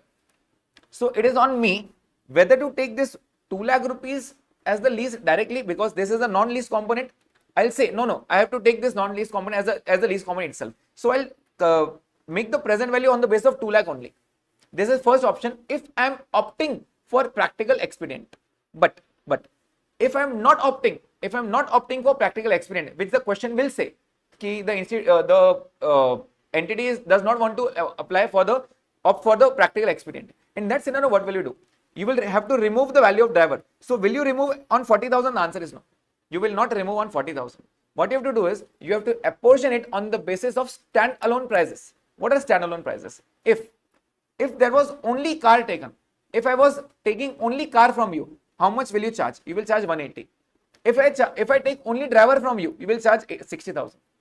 That means I have to apportion this 2 lakh in this ratio, in the ratio of standalone prices. I have to apportion this 2 lakh in the ratio of standalone prices. Now, what is this lease amount? See, lease amount was 2 lakh rupees because the agreement value of the lease was 2 lakh rupees. In this 2 lakh, there are basically two components. First is the car and the second is the driver, right? Second is the driver. It is on me whether to discount this 2 lakh. I can say like this. See, year 1, year 2, year 3, year 4, year 5. For 5 years, I'm taking. I'll pay 2 lakh, 2 lakh, 2 lakh, 2 lakh, 2 lakh. Discount it. Basically, this 2 lakh consists of the lease component and the non-lease component. It is upon me. I'm taking the practical expedient and I'm taking the driver as the lease component itself. So I can discount it with 2 itself. That is 2 lakh, 2 lakh, 2 lakh, 2 lakh, 2 lakh. But what if I'm not opting for this? In that scenario, what you have to do is you will not say, sir, remove this 40,000 from here and take 160, discount 160. I cannot do it like this. I have to divide on the basis of the standalone prices. So if I divide on the basis of standalone prices, the value of car is 150 and the value of driver comes to 50,000. And therefore, now I will use like this, year 1, 2, 3, 4, 5 and 1,50,000, 1,50,000, 1,50,000, 150 and 150 and I'll discount this value. This will be the present value of lease liability. This is how I have to calculate. I hope you got this point. Second scenario. not very important, but this scenario is very important. Why this is important? Because this type of question was asked in your recent examination. It is very easy question, right? It was a bonus question, I feel, but this is the last एकदम corner का point बोलते हैं ना, एकदम last point that was asked in the examination. Ideally, students, fail to reach till here. They normally read the upper part only, and they fail to reach over here. But the institute picks the last points, and these are the last points, right? Okay. What if this was not given? If this was not given, standalone price was not given of the car, the driver was given. So what I have to do is, of this 2 lakh, I have to consider 60,000 was of driver and the balance was for car, like this. See, if the standalone price of the car was not practically possible to calculate, then of the 2 lakh, 60,000 was the driver, that was given to them. Standalone price was given. What are the balance is 140. So I'll take 140, 140, 140 and start discounting with the discounting rate available. That is the implicit rate, right? So this is the point. Now, ideally speaking, we are done with IND AS 116. IND AS 116. But one more question I have to take on the basis of AS 19, because this has been continuously asked. This has been continuously asked. So I'll be explaining this point. This is a very easy point, okay? So just pay attention over here. Just pay attention. So it is from the point of view of ledger, and they ask one question which is known as unearned finance income. Unearned finance income. What is unearned finance income? Unearned finance income. It is nothing but the difference of GIL and NIL. Now you will say, sir, what is GIL and NIL? NIL, you know, it is nothing but the present value of all lease payments plus present value of GRV or UGRV, GRV, UGRV, everything, right? It is nothing but NIL. What is GIL? Before present value, whatever the exact amount was there, that is known as GIL. For example, if I say year 1, year 2, year 3, I am getting 50,000, 50,000 and 50,000. And on the year 3, I am getting 20,000 as GRV and 10,000 as UGRV. Okay. Can you discount at 10%? Yes, 10%. So let's discount 1 divided by 1.1 is equals to M plus into 50,000. This comes to 1, 2, 3, 4. Sorry, 1, 2, 4, 3, 4, 3, and 30,000 divided by 1.1, 22, 5, 39 plus 124, 343. This comes to 1,46,882. This is known as NIL, right? And what is GIL? The total of all this is GIL, gross investment in lease. So what is the total? 50, 50, 50, 150 plus 30, 180. This is known as GIL. The difference is known as unearned finance income. Basically, this will be the income which I'll be getting added and added and added. So basically, I haven't earned this. I will earn in future years by adding interest at 10%, at 10%, at 10%, and so on. This I will be earning after few years, right? So this is known as unearned. As of now, it is unearned. I will earn it in the future years. So this is the answer, right? So GRV is nothing but total of all things, and present value is NIL, and the difference is known as unearned finance income. Okay. Now, so over here, if you can closely watch, this is the cash flows, obviously 50,000, 50,000, 50,000, the GRV and the UGRV. This is known as GIL, and the present value is known as NIL. The difference is known as the unearned finance income. Now, the question will be something like this. See, the question will be like this, which is one of the simple question. 7 marks question has been asked repeatedly. Okay, so please pay attention. An equipment having expected useful life of 5 years is leased for 3 years. So basically, out of the 5 years, I am giving for 3 years. So can I say maximum term is given? Maximum term is given, that means it is a finance lease. Okay. Both the cost and the fair value of the asset are 6 lakh rupees. The fair value is 6 lakh. Whenever I say fair value, can I say it is nothing but NIL, because NIL is nothing but the fair value itself. If you consider this is fair value, and if this is 1,40,000, remember we need to discount it, and this itself is NIL. So I got the NIL value of 6 lakh rupees. Moving ahead, the amount will be paid in 3 equal installments, and at the termination of the lease, lessor will get back the equipment. The problem over here is they haven't given the lease payment. What amount they will give as the lease? Okay. The unguaranteed residual value at the end of 3 years is 60,000. That means after 3 years they will be paying 60,000. So the problem over here is here 1, 2, 3. It will be lease rent, lease rent, lease rent. The cash flows are not given. Cash flows are not given. At the end of year 3, UGRV is given of 60,000. Right? This will be discounting factor. And this will be present value. The total is known as GIL and this total is known as NIL. NIL is given to you 6 lakh rupees. Right? This information is given to you. Just pay attention on how I am solving this question. UGRV cash flow is given 60,000. Present value total is given 6 lakh rupees and UGRV amount is 60,000. Okay, moving ahead. The IRR in the investment is 10%. Let's calculate the discounting rate. So 1 divided by 1.1 is will give me 0.9090, 0.8264, 0.7513, and this is also 0.7513. Can I multiply this one? Yes, because I don't have this amount. I'll first multiply this one, right? So 60,000 into 0.7513. This will come to 45,078. Now please pay attention how I'm doing. See, this is the first point I calculated. The second point I have to calculate is the balancing figure. This balancing figure. 6 lakh minus 45,078.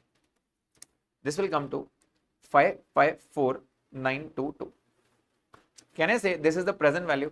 And since the lease payments are equal, can I form this as annuity? The answer is yes. This forms annuity. So what you have to do is you have to take the addition of this. Take the addition 0.909 plus 0.8264 plus 0.7513. This comes to 2.4867. So what you have to do is the third point you have to divide like this. So it will be 5,54,922 divided by 2.4868. So 554,922 divided by 2.4868. This will give me 2,23,147. 223,147 and 223,147 as the answer, and this is the final answer. 223,147. I'll again repeat the steps. First of all, I calculated this 45,078. Then I took the balancing figure as 552, and then to calculate the amount, what I've done is divided by the annuity factor, and the annuity factor is 2.4868. And then I'll make the total. This is the fourth point. 223 into 3 plus 60,000. This will give me 729,441. This is GIL, and the difference is known as unearned finance income, which is 129,441, and you are done. It is that simple. It is that simple. Institute has given the solution in a manner which is obviously very tough. This is the simplest presentation of how to calculate the unearned finance income. Yes, please tell me, is the point clear till here? This was basically the last question. If you have any query regarding this, please let me know.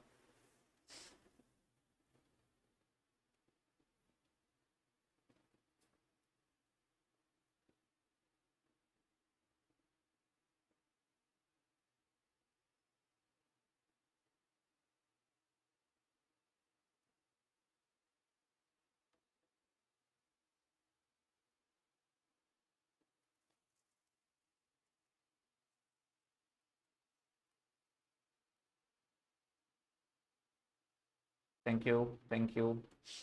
And yes, others?